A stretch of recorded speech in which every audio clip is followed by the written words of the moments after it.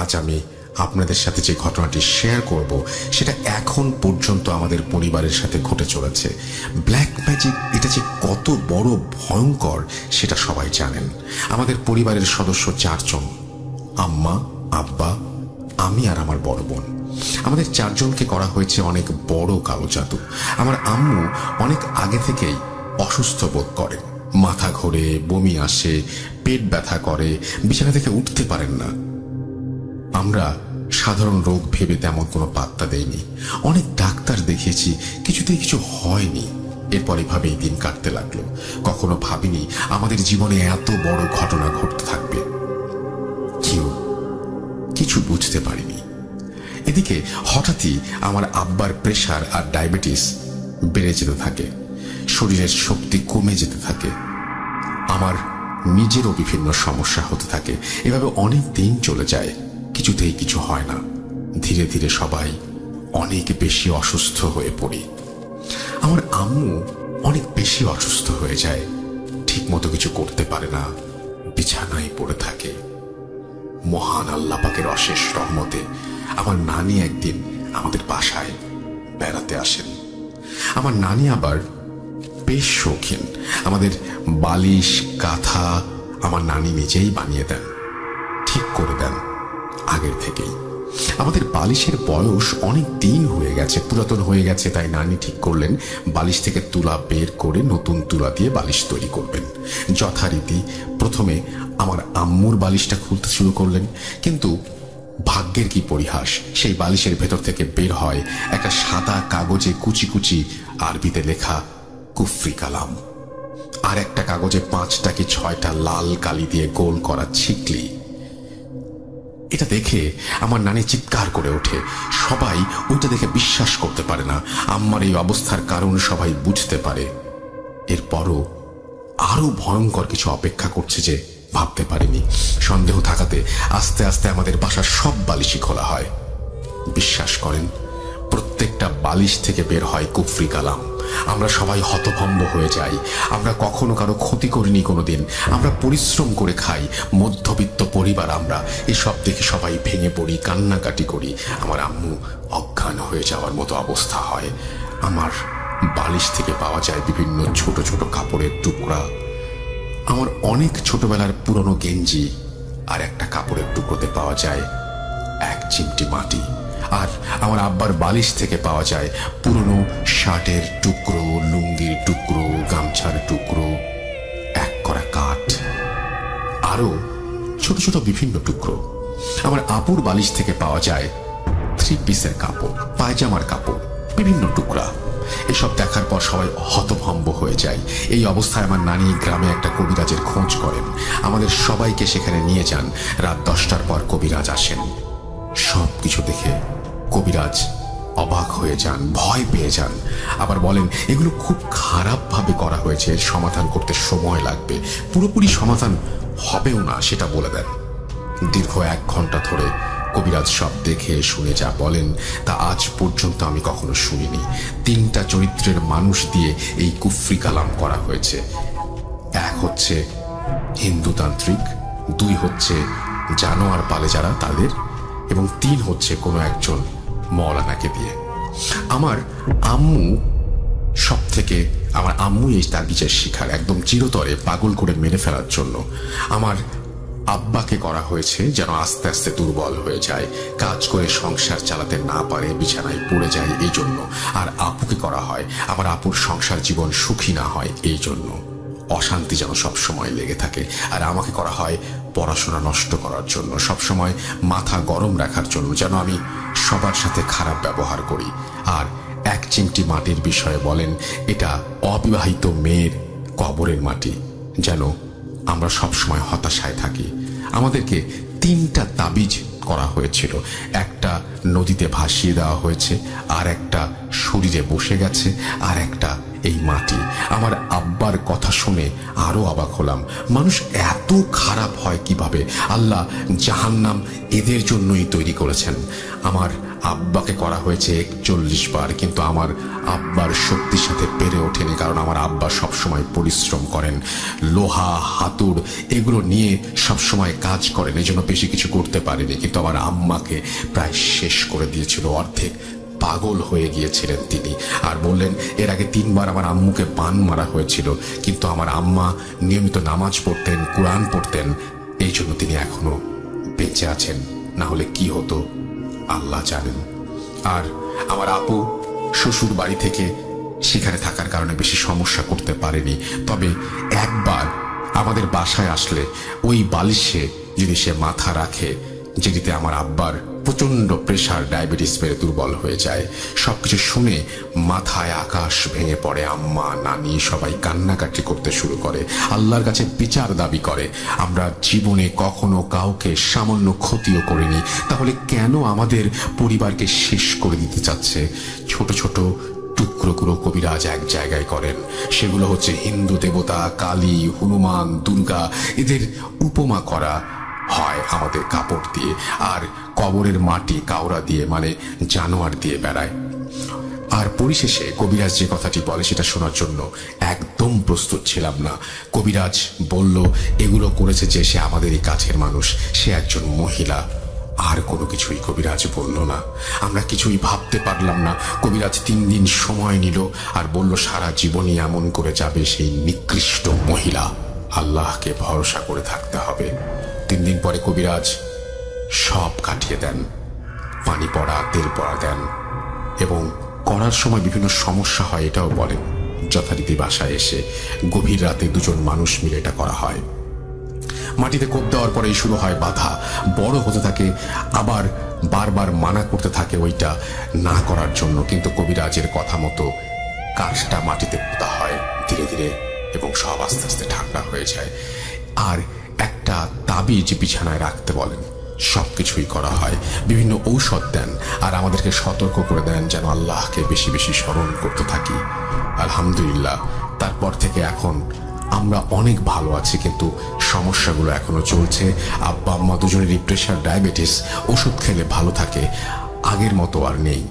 আর আমারও মাঝে মাঝে সমস্যা হয়। কবিরাজ বললে এগুলো দীর্ঘদিন থাকবে। মহান আল্লাহ পাকের রহমতে আমরা এখনো বেঁচে আছি। আমাদের জীবনের চরম সত্য ঘটনা আর আপনাদের মাঝে শেয়ার করলাম। জানি না কোন অপরাধে আর কে আমাদের মারতে চাচ্ছে। আমাদের সবার জন্য আপনারা দোয়া করবেন, আল্লাহ যেন এই সব কুফরি কালাম থেকে সবাইকে হেফাজত করেন। আর ঘটনা সিলেক্ট হলে প্রচার করবেন, ভুল হলে ক্ষমা করবেন। আমি মোহাম্মদ মনিরুল যশোর থেকে বলছি। অনার্স ফার্স্ট ইয়ারে পড়াশোনা করছি যশোরের কোনো এক কলেজে। ভালো থাকবেন সবাই। আরও একটা ঘটনা আমার কাছে আছে, সময় করে পাঠিয়ে দেব। তো এই ছিল ঘটনা, এবং আশা করছি যে এই ঘটনাটি আপনাদের অনেক বেশি ভালো লেগেছে। আমি শুধু এটুকু বুঝলাম না, যখন আপনারা এই জিনিসটা বাসায় নিয়ে এসে যখন আপনারা কাজ করছিলেন, মাটি কুপাচ্ছিলেন বা এরকম যে ঘটনাগুলো আপনারা বলছিলেন, সেই সময় আপনাদেরকে যে বাধা দিচ্ছিল সেটা আসলে কে বাধা দিচ্ছিল, কিভাবে বাধা দিচ্ছিল, কোন কোন ধরনের বাধা পাচ্ছিলেন, সেটা যদি আর একটু ডিটেইলে আমাদের বলতেন তাহলে আরও বেশি ভালো হতো। এবং সেটা নিশ্চয়ই আপনি একদিন ইমেল করে আমাদের জানিয়ে দেবেন। কুফরি কালাম করা, কালো জাদু বা ব্ল্যাক ম্যাজিক যেটাই বলি না কেন, সেটা করা একটা জঘন্য অপরাধ।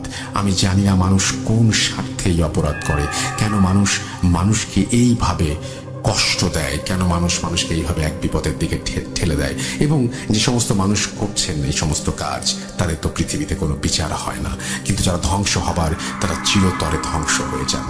আল্লাহ তাআলা সবাইকে রক্ষা করুন এই ব্ল্যাক ম্যাজিকের কবল থেকে। আমরা চলে যাব আমাদের পরবর্তী ঘটনায়, তবে তার আগে আরও একবার জানিয়ে দেবো যেটা সবচেয়ে বেশি দরকার, সেটা হচ্ছে ইমেল অ্যাড্রেস russell.bhoot.com@gmail.com। আপনার নাম, ঠিকানা এবং ফোন নাম্বার সহ আপনার জীবনে ঘটে যাওয়া বা আপনার জানা সেরা ঘটনা লিখে পাঠিয়ে দেবেন আমাদের কাছে। ঘটনার শুরুতে অবশ্যই উল্লেখ করবেন যে ঘটনাটি আপনি স্টুডিওতে এসে শেয়ার করতে চান, নাকি আপনি চান আপনার ঘটনা আমরা পড়ে শোনাই। যারা দেশের বাইরে রয়েছেন তারা সরাসরি অডিও ক্লিপ পাঠাতে পারেন বা লিখেও পাঠাতে পারেন ঘটনাটি। আরেকটি কথা, 31 তারিখ হ্যালোইন উপলক্ষে একটা স্পেশাল এপিসোড করতে চাই। সেই স্পেশাল এপিসোডে আপনাদের ঘটনা পাঠাতে হবে এবং সেই ঘটনাগুলো খুব দ্রুত আপনারা আমাদের পাঠিয়ে দিন। সেই ঘটনা নিয়ে আমরা একটা স্পেশাল এপিসোড করতে চাই। অবশ্যই অবশ্যই এই সপ্তাহের মধ্যে পাঠিয়ে দেবেন। আপনাদের সবাইকে আমন্ত্রণ জানাচ্ছি আমাদের পরের ঘটনায় এবং আশা করছি পুরোটা সময় আমাদের সঙ্গে থাকবেন।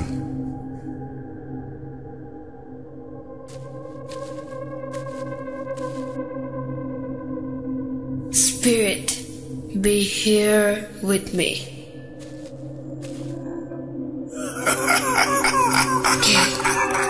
কে তুমি? Bhoot.com. The fear returns with Russell.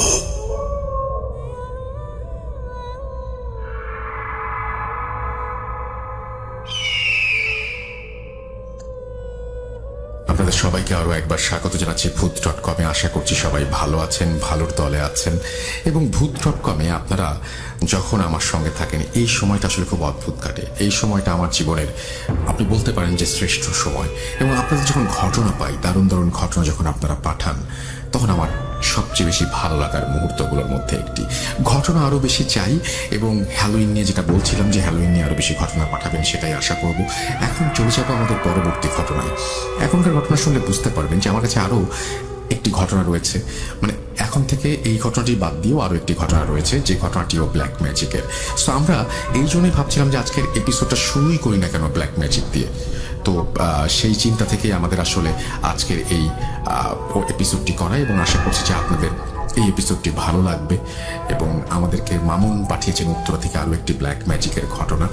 Black magic নিয়ে আমার আসলে বলার কিছু নেই। ব্ল্যাক ম্যাজিকে যারা ভুক্তভোগী তারাই শুধু জানেন জীবন কত কঠিন, জীবন কতটা বেশি মানে জঘন্য হতে পারে তাদের জন্য।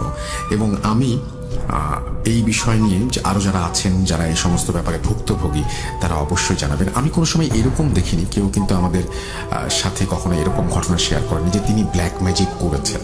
যারা ব্ল্যাক ম্যাজিক করেন তারা কিন্তু কখনো স্বীকার করেন না, কারণ আমার মনে হয় যে তারা নিজেরাও জানেন যে তারা অপরাধী, তারা অপরাধ করছেন বলেই তারা এই ধরনের ঘটনা কখনো শেয়ার করেন না। যাই হোক, আমরা চলে যাব আমাদের পরবর্তী ঘটনায়। মামুন পাঠিয়েছেন উত্তরা থেকে, চলুন শুনে আসি তার ঘটনা। আসসালামু আলাইকুম রাসেল ভাই, আমি মামুন উত্তরা থেকে বলছি। জানি আপনি ভালোর দলে, তাই ভালোই আছেন। 32তম এপিসোডে আমার একটি ঘটনা প্রচারিত হয়। আমাদের অনেক বন্ধুর মনে প্রশ্ন ছিল, এই ঘটনাটা হয়তো কোনো সিনেমা থেকে আমি নিয়েছি। আসলে আমি বলতে চাই যে আমাদের জীবনের ঘটনাগুলোকেই কিন্তু সিনেমাতে রূপান্তরিত করা হয়, সেটাকে কিছুটা বাড়িয়ে, রং লাগিয়ে। বিশ্বাস করা না করা একান্ত আপনাদের নিজস্ব ব্যাপার, এটা আমি বলছি এবং সবসময় রাসেল ভাই বলে আসছেন। এর আগের ঘটনাটাও আমার পরিচিত, আমার বড় ভাইয়ের জীবনে ঘটা। আজকে আমি যে ঘটনাটা বলবো, হয়তো আপনাদের এই ঘটনাটাও কোনো গল্পের মতো মনে হতে পারে, কোনো সিনেমার মতো মনে হতে পারে, কিন্তু এটা একটা সত্য ঘটনা। এই ঘটনাটা আমার বন্ধু মেজবা আর তার ওয়াইফ মৌমিতার জীবনে ঘটে যাওয়া। এটা একটা কালো জাদুর ঘটনা। গল্পের শুরুটা হয় 2005-06 দিকে। সেই সময়টায় আমাদের দেশে একটা জিনিস খুব জনপ্রিয় হয়ে ওঠে একটা টিভি চ্যানেলের বিজ্ঞাপনের মধ্য দিয়ে, যাতে বলা হতো বদনজর, কুনজর বা মুখদোষ কিংবা যে কোনো ধরনের বাজে প্রভাব থেকে বাঁচতে এটা ঘরে বা কর্মস্থলে বা গাড়িতে রাখলে সেটা থেকে রক্ষা পাওয়া যায়। ঘটনাটা এটাকে নিয়ে। 2005-এর দিকে পারিবারিকভাবে মেজবা আর মৌমিতা দম্পতির অ্যারেঞ্জড ম্যারেজ হয়। খুব ধুমধাম করে দুজনে বিয়ে হয়। উভয় পক্ষ বিয়েতে অত্যন্ত খুশি। বিয়ের পর কয়েকদিন খুব আনুষ্ঠানিকতার মধ্য দিয়ে কাটলো। ওর বাসায় দাওয়াত খেয়ে সপ্তাহখানেক পর দুজনে কক্সবাজার হানিমুনে গেল। ও খুশি খুশি হানিমুন শেষ করে ফিরেও এলো। আসার পর মেজবার পরিবারের সবাই মিলে এক রাতে ওদের গিফট আনপ্যাক করার জন্য বসল। উল্লেখ্য, মেজবার পরিবারে বাবা, মা, ছোট বোন ও একটা সরাইল হাউন্ড বা কুকুর ছিল, যার নাম ছিল জেমি। এটা সেটা খুলতে খুলতে ওরা একটা গিফট ব্যাগ পেল, যেটাতে কোনো নাম লেখা ছিল না। সবাই ভাবলো হয়তো অনেক গিফটের মধ্যে ঘষা লেগে কার্ড খুলে গেছে। তো খোলার পর দেখা গেল সেটার মধ্যে 6টা এভিল আই সেট ছিল, যেটা প্রতিটাই একটা থেকে একটার এক সাইজ বড়। এখানে উল্লেখ্য যে মেজবার বাড়ি ছিল একটা একতলা বাড়ি, যেখানে 4টি বেডরুম, একটি ড্রয়িং রুম, একটি লিভিং স্পেস ছিল। মৌমিতা খুব খুশি হলো। সে খুব উৎসাহীভাবে মেজবাকে বলল, বাহ দেখো, সব রুমেই একটা করে লাগানো যাবে। যাই হোক, পরদিন মৌমিতা নিজ উদ্যোগে বাসার প্রত্যেকটা রুমে একটা করে এভিলাই লাগালো। ঘটনা শুরু হয় এরপর থেকে। সেই রাত থেকে মেজবা খেয়াল করলেন রাত 2টা, 2:30 বা 3টার দিকে হঠাৎ করে ঘুম ভেঙে গেলে উনি দেখলেন মৌমিতা বিছানায় নেই। নতুন মানুষ বাসায় এসেছে, হয়তো পানি খেতে গেছে ভেবে মেজবা উঠলেন। মৌমিতা কোথায় গেছে দেখার জন্য উনি ডাইনিং স্পেসে গিয়ে দেখলেন সেখানে সে নেই। ড্রয়িং, লিভিং স্পেস সব খুঁজেও যখন পেলেন না, উনি রুমে এসে দেখলেন মৌমিতা রুমেও নেই। কি মনে করে উনি বাথরুমের দিকে তাকিয়ে দেখলেন বাথরুম অন্ধকার, কিন্তু মৌমিতা বাথরুমের ভিতর আয়নার সামনে দাঁড়িয়ে আছে। উনি মৌমিতাকে ডাকলেন, কোনো সাড়া না পেয়ে উনি কাছে গিয়ে দেখলেন মৌমিতা দাঁড়িয়ে আছে ঠিক, কিন্তু ও গভীর ঘুমে। গায়ে হাত দিয়ে হালকা ধাক্কা দিতেই ও চমকে জেগে উঠল এবং অবাক হয়ে জিজ্ঞেস করল, আমি এখানে কেন, এখানে কেমন করে এলাম? যাই হোক, স্লিপ ওয়াকিং ভেবে দুজনে কিছুটা মজা করলেন, আবার ঘুমাতে চলে গেলেন। খুব সুন্দর সাবলীল স্বাভাবিক জীবন চলতে থাকলো। এর মধ্যে মৌমিতা প্রায় রাতেই এমন স্লিপ ওয়াকিং করতে থাকলো এবং প্রতিবারই ও বাথরুমের আয়নার সামনে গিয়ে দাঁড়িয়ে থাকে। এর মধ্যে ওর আচরণে বেশ পরিবর্তন আসতে শুরু করলো। মেজবার ছোট বোন ওর এই পরিবর্তন থেকে অবাক হয়ে ওকে জিজ্ঞেস করলো, ভাবি তোমার কি হয়েছে? তুমি কেমন জানি হয়ে যাচ্ছ? তোমার ঘুমের মধ্যে হাঁটার অভ্যাস কি আগে ছিল? তুমি তো এমন ছিলে না। মানে বিয়ের আগে তোমার কি স্লিপিং ওয়াকিং এর অভ্যাস ছিল? মৌমিতা বলল, না তো, কখনো না। আমি বুঝতে পারছি না কি হচ্ছে। আমার কিছুই মনে থাকে না, আমি কখন উঠি কখন হাঁটি, শুধু বুঝি আমার খুব ভয় লাগে। আমার মনে হয় আমি আমার মধ্যে থাকি না। এর মধ্যে এক রাতে মেজবা ঘুম ভেঙে দেখেন মৌমিতা ঘুমের মধ্যে বিছানায় উঠে বসে আছে। ও মৌমিতাকে ধরে শুয়ে দিল। হঠাৎ শুনতে পেল টিমি খুব রাগে গড়গড় করছে। কুকুররা সাধারণত অপরিচিত কাউকে দেখে ভয় পেলে যেমন করে গড়গড় করে এমন আওয়াজ করছে। রুম থেকে বেরিয়ে বা শুনতে পেল ড্রয়িং রুমে ঝোলানো উইন্ড চাইম থেকে শব্দ আসছে। ও খুব অবাক হলো, কারণ মশার জন্য দরজা জানলা সব বন্ধ, তাই বাতাস ঢোকার কথা না, কিন্তু উইন্ড চাইম কেন বাজছে? যাই হোক, জিমি বাসার বারান্দায় থাকতো। সেখানে গিয়ে মেজবা দেখলো ওকে দেখে জিমি চুপ করে গেল। হঠাৎ ওনার মনে হলো কেমন যেন একটা গরম বাতাস একটা শব্দ করে ওনার পাশ দিয়ে গেল। উনি চমকে পাশে তাকিয়ে দেখেন কিছু নেই। মনের ভুল মনে করে উনি জিমিকে একটু আদর করে আবার ঘুমাতে চলে গেলেন। এই পর্যন্ত সব ঠিকঠাকই ছিল। ঘটনাটা ঘটলো এর পরের রাতে। প্রতি রাতের মতো সে রাতেও মৌমিতাকে না পেয়ে বাথরুমে গিয়ে মেজবা দেখলেন মৌমিতা দাঁড়িয়ে আছে। বিছানায় ফিরিয়ে আনার জন্য গায়ে হাত দেওয়ার সাথে সাথে মৌমিতা চোখ খুলে লাল লাল চোখে তার দিকে তাকালো আর চিৎকার করে বলতে লাগলো, তুই মরবি, তোর 14 গোষ্ঠী মরবে, তোকে আমি বাঁচতে দেব না। ওই সময় মৌমিতার গলা অনেক ভারী, কোনো পুরুষ মানুষের গলার মতো শোনাচ্ছিল। চিৎকার শুনে সবাই যখন ওনাদের রুমে ছুটে এলো, তারা দেখলো এসব বলেই মৌমিতা অজ্ঞান হয়ে পড়ে যাচ্ছে। মেজবা গিয়ে তাকে ধরে বিছানায় এনে শোয়ালো। মেজবার পরিবার সুপার ন্যাচারাল কোনো কিছু বা জিন এসবে বিশ্বাস করতো না, তাই পরদিন মেজবা মৌমিতাকে একজন সাইকোলজিস্ট এর কাছে নেওয়ার চিন্তা করলো ও অ্যাপয়েন্টমেন্ট করলেন। সেদিন রাত্রে ঘটলো একটা ভয়ঙ্কর ঘটনা। সেই রাতও মেজবা ঘুম থেকে জেগে দেখলো মৌমিতা নেই এবং বাথরুমে গিয়ে আবিষ্কার করলো মৌমিতা তার শেভিং রেজার দিয়ে হাত কেটে আয়নায় রক্ত দিয়ে একটা ওয়ার্ড লিখছে। যা দেখতে অনেকটা ইংরেজি এম এর মতো, তবে লেখার স্ট্রাকচারটা একটু ভিন্ন।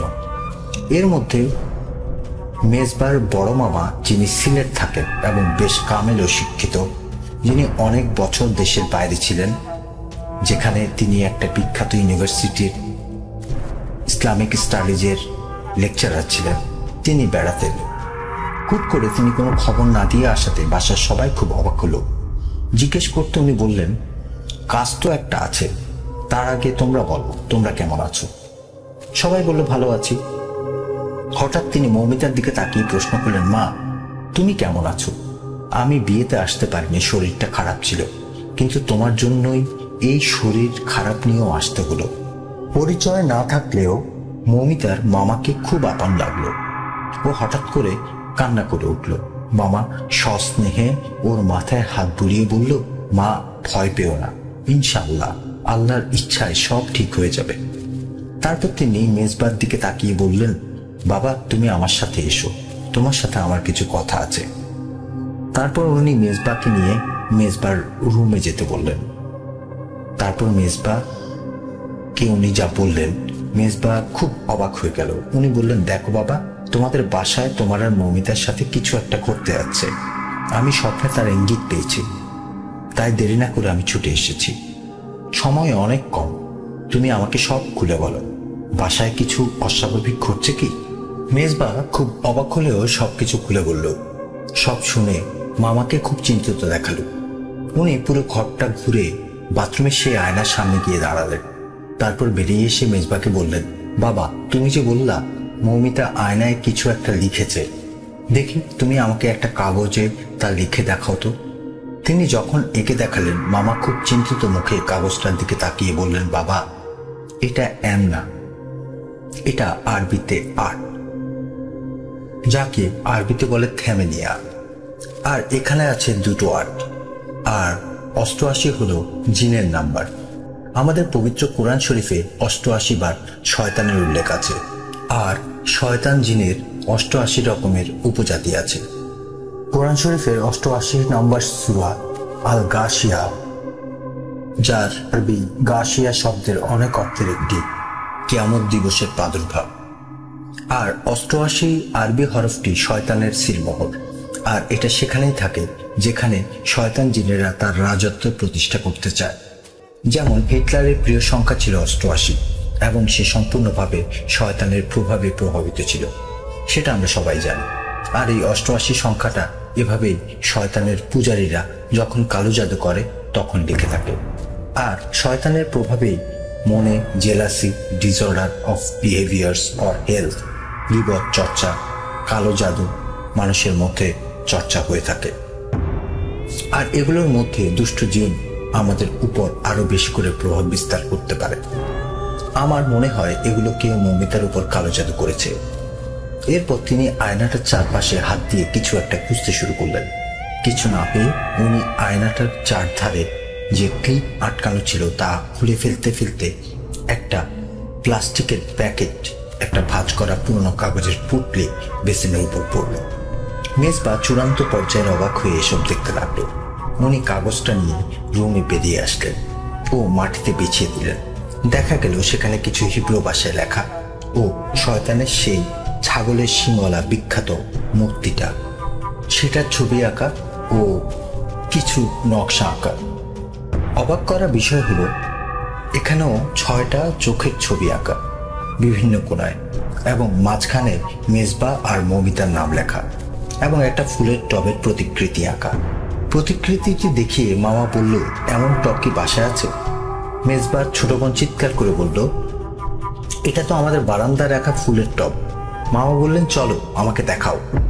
মামা সেখানে গিয়ে বিসমিল্লাহ বলে টবের গাছ তুলে টবের ভেতর হাত ঢুকিয়ে দিয়ে একটা পুটলি বের করে আনলো, যেটা দেখা গেল একটা ঘোড়ার নাল, দুটো গরু বা ছাগলের চোখ যেটায় রক্ত শুকিয়ে জমে আছে, মৌমিতার চুল, নখ, 2টা কাপড়ের পুতুল।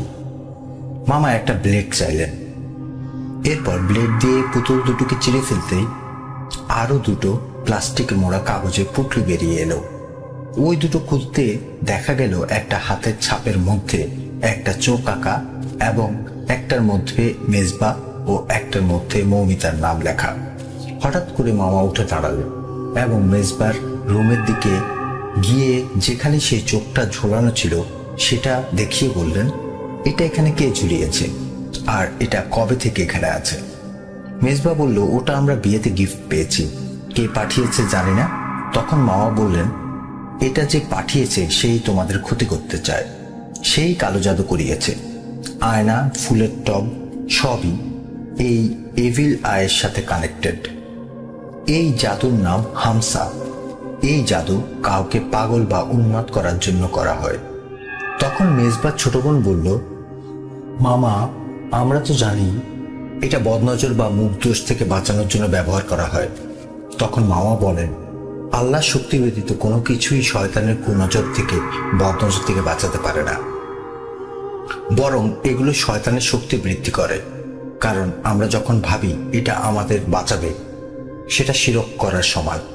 আর এই সিঙ্গেল আই ব্যাবিলনের যুগ থেকেই শয়তানের সিম্বল, যার মধ্য দিয়ে ওরা আমাদের জগতে প্রবেশ করতে পারে খুব সহজে। যেই এটা পাঠিয়েছে না কেন, সে মৌমিতার খুব আপন কেউ, যে ছোটবেলা থেকে মৌমিতাকে চেনে। তখন মেজবা বলে উঠল, মামা আমরা তো তাবিজ, নখ, চুল সব পেয়ে গেছি, এখন কি করতে হবে? মামা বলল, বাবা যে এটা করেছে সে খুব শক্তিশালী, খারাপ জিনিস সেখানে পাঠিয়েছে। এখন একমাত্র আল্লাহ রাব্বুল আলামিন পারেন আমাদের হেফাজত করতে। তারা এখনো এখানে আছে এবং তারা খুব রাগান্বিত অবস্থায় আছে। আর তোমরা মনে করো না এই সব জিনিস কোনো মানুষ তোমাদের বাসায় রেখে গেছে, এটা দুষ্ট জিনেরাই এই ইভিলায়ের মধ্য দিয়ে এসে রেখে গেছে। এখন আমাদের যা করতে হবে খুব সাবধানে ও দ্রুত করতে হবে। মেজবা তুমি আমার জন্য একটা কাফনের কাপড়, কিছুটা কর্পূর, 6টা মোমবাতি আর কিছু আগরবাতি নিয়ে আসো। সন্ধ্যায় মাগরিবের পর মৌমিতাকে নিয়ে আমি রুকায়া করব। সন্ধ্যায় মামা, মেজবা, মৌমিতা, মেজবার বোন আর ওনার মাকে নিয়ে মেজবার রুমে গেলেন। ঘরের 4 কোণায় 4টা মোম জ্বালালেন আর বাথরুমের দরজার 2 পাশে 2টো। মৌমিতাকে লম্বা করে মেঝেতে শুয়ে পড়তে বলে উনি 4 জনকে কাফনের কাপড়ের 4 কোণা ধরে বুক সমান উঁচুতে ছালরের মতো করে দাঁড়াতে বললেন। এরপর উনি আগরবাতি জ্বালিয়ে দিতে দিতে বললেন, যাই ঘটুক কেউ রুম থেকে বের হবে না যতক্ষণ আমি না বলবো। তারপর কিছু দোয়া পড়ে কর্পূর কাফনের কাপড়ের উপর ছড়িয়ে দিতে হঠাৎ প্রচন্ড যন্ত্রণায় গোঙাতে থাকলো মৌমিতা। এরপর উনি কিছু পড়া পানি মৌমিতার গায়ে ছিটিয়ে দিতে সে চিৎকার করে আর্তনাদ করে উঠল আর বলতে থাকলো, তুই আমার কিছুই করতে পারবি না। তখন মামা বলল, যদি বাঁচতে চাস তো চলে যা। তারপর উনি ইশারায় কাফনের কাপড়টা কোমর সমান উচ্চতায় নামাতে ইশারা করলেন। নামাতেই মৌমিতা চিৎকার করে বলে উঠল, আমার শরীরে আগুন জ্বলে উঠছে। ও হাউমা করে কাঁদতে লাগলো। মামা বলল, যাবি কিনা বল। মৌমিতা পুরুষালী কণ্ঠে বলল, এই শরীর আমার, আমি একে না নিয়ে যাব না। মামা ইশারা করলো কাপড়টা হাঁটু সমান নামাতে। নামাতে শুরু করা মাত্র মৌমিতা তীব্র ব্যথায় চিৎকার করতে লাগলো। মামা বলল, যাবি? সে বলল, আমাকে যে পাঠিয়েছে আমি চলে গেলে সে আমায় মেরে ফেলবে। মামা বললেন, না গেলে তুই তো জানিস এই কাপড় মৌমিতার গায়ে পড়লে তোকে এমনিতেই মরে যেতে হবে, আল্লাহকে ভয় কর। এরপর মৌমিতার কণ্ঠস্বর ক্ষীণ হতে লাগলো। বলল, যাবো যাবো। মামা বলল, তুই যে পথ দিয়ে এসেছিস সেটা ভেঙে দিয়ে তুই এখান থেকে সারা জীবনের জন্য চলে যাবি, আর যদি কখনো ফিরিস তাহলে তোকে আমি মেরে ফেলবো। মুহূর্তের মধ্যে বাথরুমের আয়নাটা ঝমঝম করে ভেঙে পড়ল আর মৌমিতা অজ্ঞান হয়ে গেল। এরপর থেকে মেজবা আর মৌমিতা আলহামদুলিল্লাহ আল্লাহর ইচ্ছা অনেক ভালো আছে। হয়তো আমার ঘটনাটা আপনাদের অনেকের বিশ্বাস হবে না, অনেকের মনে হবে এটা কোনো গল্পের ঘটনা, কিন্তু বন্ধুরা সত্যি এটা একটা সত্যি ঘটনা। বিশ্বাস করা না করা আপনাদের একান্ত ব্যাপার, কিন্তু এখানে মিথ্যা ঘটনা, বানোয়াট ঘটনা শেয়ার করার জায়গা না। রাসেল ভাইয়ের সাথে আজকে অনেক বছর ধরে আছি। আমি একান্তভাবে বিশ্বাস করি এ ধরনের ঘটনা পৃথিবীতে ঘটে, ঘটছে, আরো ঘটবে যতদিন এই পৃথিবী জেগে আছে, টিকে আছে। ভালো থাকবেন, সুস্থ থাকবেন রাসেল ভাই।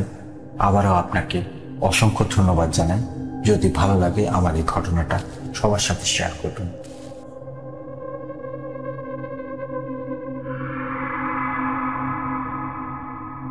Spirit, be here with me.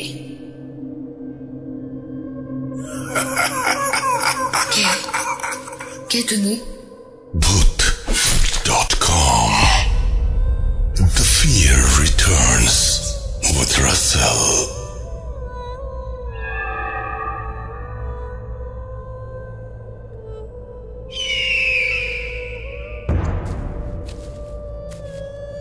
কিছু কিছু ঘটনা এত অদ্ভুত যে আমরা সন্দেহ প্রকাশ করি। আমরা ভাবি যে এই ঘটনাটিকে আসলে সত্যি, এমন কি হতে পারে। কিন্তু আমি সবসময় যে কথাটা বলি, এখনো সেটাই বলবো, যে বিশ্বাস করা বা না করাটা কমপ্লিটলি আপনার ব্যাপার। এতগুলো মানুষের সাথে যখন একই ধরনের ঘটনা ঘটে, তখন সেটা বিশ্বাস না করেই বা উপায় কি বলুন। ব্ল্যাক ম্যাজিক এক চরম সত্য, যা মানুষকে নানাভাবে অসুস্থ করে দেয়, জীবন থেকে পঙ্গু করে দেয়, এবং এটা একটা অভিশাপ বলতে পারেন। কিন্তু এটার জন্য যারা দায়ী, তাদের কি কিছু হয় এই ইহকালে? আমরা জানি হয়, কিছুটা তো হয়। এতগুলো মানুষের যে ঘৃণা, সেই ঘৃণা নিয়ে তিনি বেঁচে থাকেন। তিনি জানেন তিনি একজন জঘন্য অপরাধী। আমরা যারা ভূত.com এর সাথে সংশ্লিষ্ট, সম্পৃক্ত, আমরা যারা লিসেনার, যারা ঘটনা পাঠাই, তারা নিশ্চয়ই এরকম কোনো কাজ করবেন না। আপনাদের মধ্যে এমন কেউ কি আছেন যিনি ভুল করে এই পথে পা বাড়িয়েছিলেন এবং তারপরে সেই জঘন্য পরিণতির কারণে আপনার নিজের জীবনে হয়তো কোনো অশান্তি নেমে এসছে বা খারাপ কিছু হয়েছে, এখন আপনি সাফার করছেন, বা এখন আপনি বুঝতে পারেন যে যা করেছেন ভুল করেছেন, আপনার এখন অনুশোচনা হয়? তাহলে শেয়ার করুন এবং আমাদের জানিয়ে দিন যে কোন ধরনের প্রবলেম আপনি এখন ফেস করছেন এবং কেন আপনি এখন অনুশোচনায় ভুগছেন। তাহলে যেটা হবে, অনেক মানুষ হয়তো এই পথ থেকে সরে আসবে। আপনার ঘটনা জানার পরে কেউ হয়তো এই পথে পা বাড়াবে না। আপনার যে বিপদ, সেই বিপদ হয়তো তার জন্য এক ধরনের সাবধান বার্তা হয়ে আসবে, এবং তিনি আর কখনো চাইবেন না কারো ক্ষতি করতে বা ব্ল্যাক ম্যাজিক নিয়ে চর্চা করতে। আপনি পাঠিয়ে দিন। আমাদের ইমেল অ্যাড্রেস হচ্ছে russell.booth.com@gmail.com। আপনার নাম, ঠিকানা এবং ফোন নাম্বার সহ আপনার জীবনে ঘটে যাওয়া বা আপনার জানা সেরা ঘটনা লিখে পাঠান আমাদেরকে। ঘটনার শুরুতে অবশ্যই উল্লেখ করুন যে ঘটনাটি আপনি স্টুডিওতে এসে শেয়ার করতে চান, নাকি আপনি চান আপনার ঘটনা আমরা পড়ে শোনাই। যারা দেশের বাইরে আছেন তারা সরাসরি অডিও ক্লিপ পাঠাতে পারেন বা লিখেও পাঠাতে পারেন ঘটনাটি। এটা কমপ্লিটলি আপনার ব্যাপার, এবং আশা করছি যে আপনি ঘটনা পাঠাবেন। আমরা অপেক্ষায় থাকলাম আপনার ঘটনায়। আমরা চলে যাব আরও একটি ব্ল্যাক ম্যাজিকের ঘটনায়। আশা করছি যে এই ঘটনাটিও শুনে আপনারা শিহরিত হবেন, আনন্দিত হবেন, ঠিক একই সাথে ডিসিশন নেবেন যে না, এইরকম কোনো কিছু আমি কখনো করব না। চলুন শুনে আসি আমাদের পরবর্তী ঘটনা। হ্যালো রাসেল ভাই, আশা করি ভালো আছেন। আমি গাজীপুর থেকে বলছি। আমি আমার নামটা ব্যক্তিগত কারণে শেয়ার করতে পারছি না, ওই জন্য দুঃখিত। আমি 2011 সাল থেকে ভূত এফএম শুনে আসছি। ভূত এফএমের প্রথম নামটা শোনা আমার প্রাইভেট টিচারের কাছ থেকে। যখন আমি আমার এসএসসি পরীক্ষার জন্য প্রাইভেট পড়েছিলাম টিচারের কাছে, তখন তিনি আমাকে ফার্স্ট ভূত এফএমের কথা বলে। আমি ওইখান থেকেই ভূত এফএমের কথা শোনা এবং ভূত এফএমের প্রতিটা এপিসোড ওইখান থেকে আমি শুনে আসছি।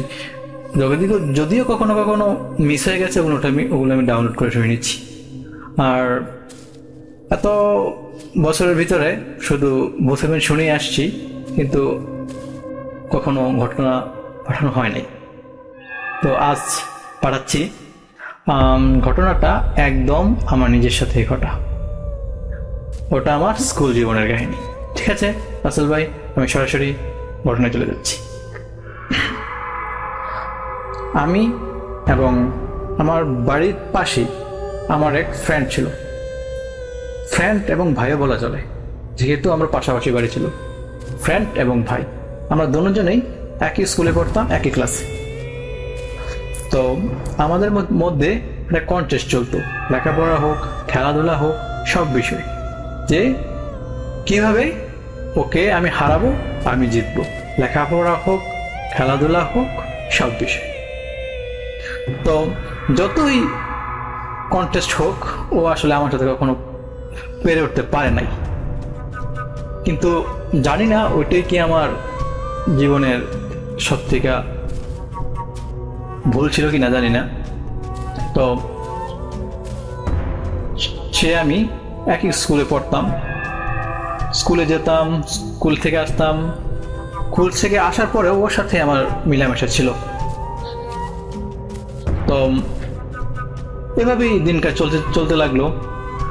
হঠাৎ করে আমি একদিন শুয়েছি, রাত্রেবেলা আমার ঘুম ভেঙে গেল। তখন আমার কাছে মোবাইল টোবাইল কিছু ছিল না, তখন আমি মোবাইল ইউজ করি না। তো আমি হঠাৎ করে দেখতে পারলাম যে আমার ঘরের ওই পাশে লাইট জ্বলছে একটা বাতি। আমি হঠাৎ করে বললাম যে এখানে লাইট জ্বলছে কেন?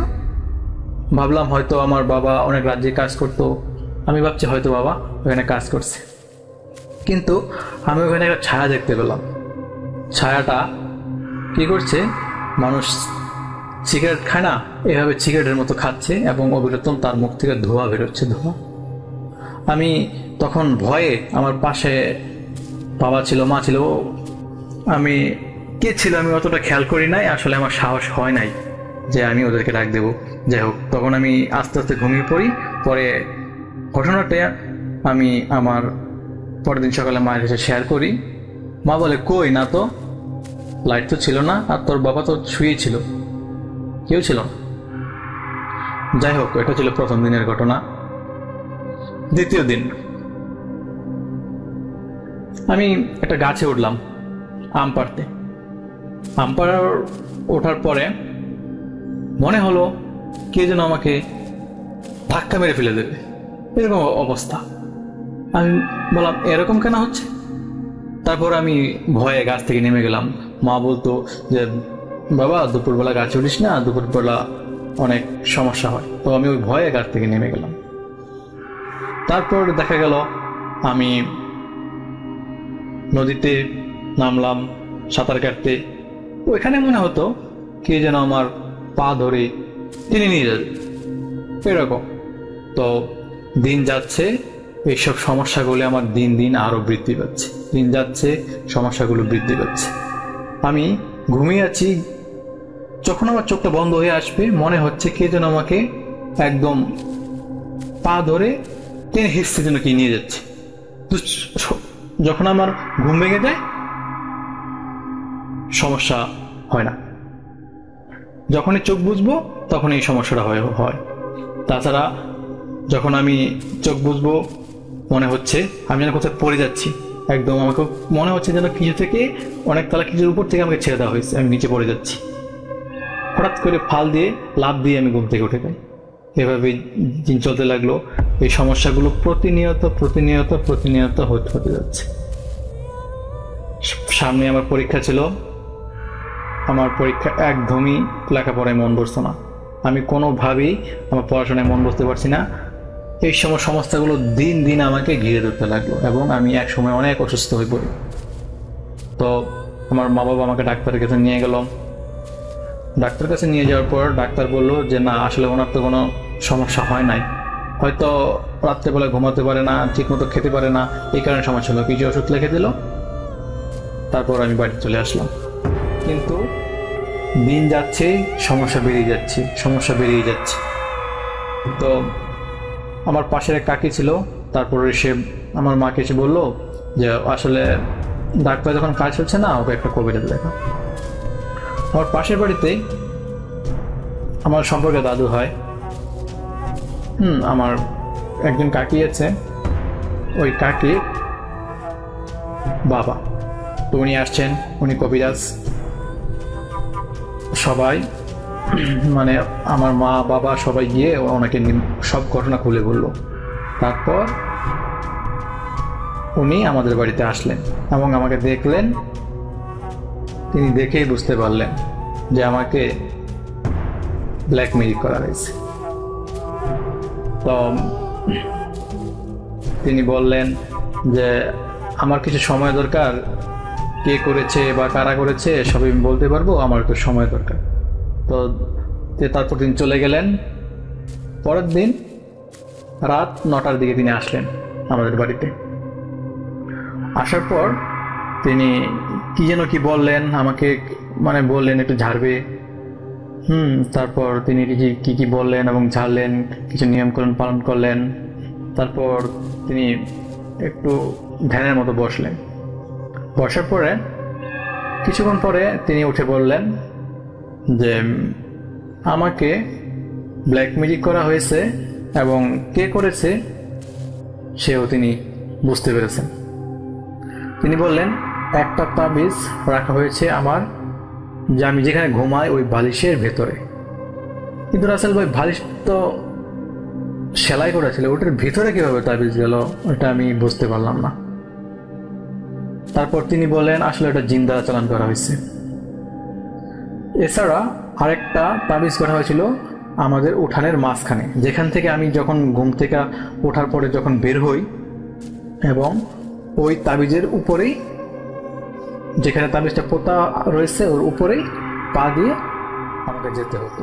এবং এই কারণেই সমস্যা দিন দিন দিন দিন আমার বাড়তে লাগলো। তারপর তিনি বললেন যে আসলে ব্ল্যাক ম্যাজিকটা অনেক কাছের লগে করেছে। কে করেছে তিনি আমাদের সব বললেন এবং বললেন যে দেখুন, আপনারা দুইজন পাশাপাশি লোক, কোনো ঝামেলার সৃষ্টি করবেন না, আর এতে কিন্তু নির্দিষ্ট কোনো প্রমাণ নেই যে ওনারাই করেছেন। ঠিক আছে, আমি জানি, আপনারা জানেন, আপনাদেরকে আমি বললাম, কিন্তু আসলে ওর আইনগত কোন ব্যবস্থা নিতে পারবেন না। তো এই বিষয়ে না জানাই ভালো। তবে আমি ওর পর থেকে ওই সমস্যাগুলো আমার দিন দিন সমাধান হতে শুরু করলো। কিন্তু একটা ক্ষতি আমার হয়ে গেল, ওর পর থেকে আমার আসলে কখনো পড়াশোনায় মন বসে নাই। আমি অনেক চেষ্টা করেছি, বাট আমি কোনোভাবেই পড়াশোনায় বসতে পারিনি। শুধু ওই আমার ফ্রেন্ড ছিল, ওনার মা আসলে রাসেল ভাই আমাকে এই তাবিজটা করেছিল। ওনারাও আসলে ওই তাবিজটা করার পরে সুখে নাই, ওনারা বিভিন্ন দায় জানায় অভুক্ত হয়ে দিন যাচ্ছে তাদের। এই ছিল ভাই রাসেল ভাই আমার ঘটনা। আমার কাছে আরো অনেক ঘটনা আছে, যদি এটা শেয়ার করেন তাহলে আশা করি নেক্সট ঘটনাগুলো পাঠাবো। ভূত.com দীর্ঘজীবী হোক। By. Spirit. Spirit, be here with me.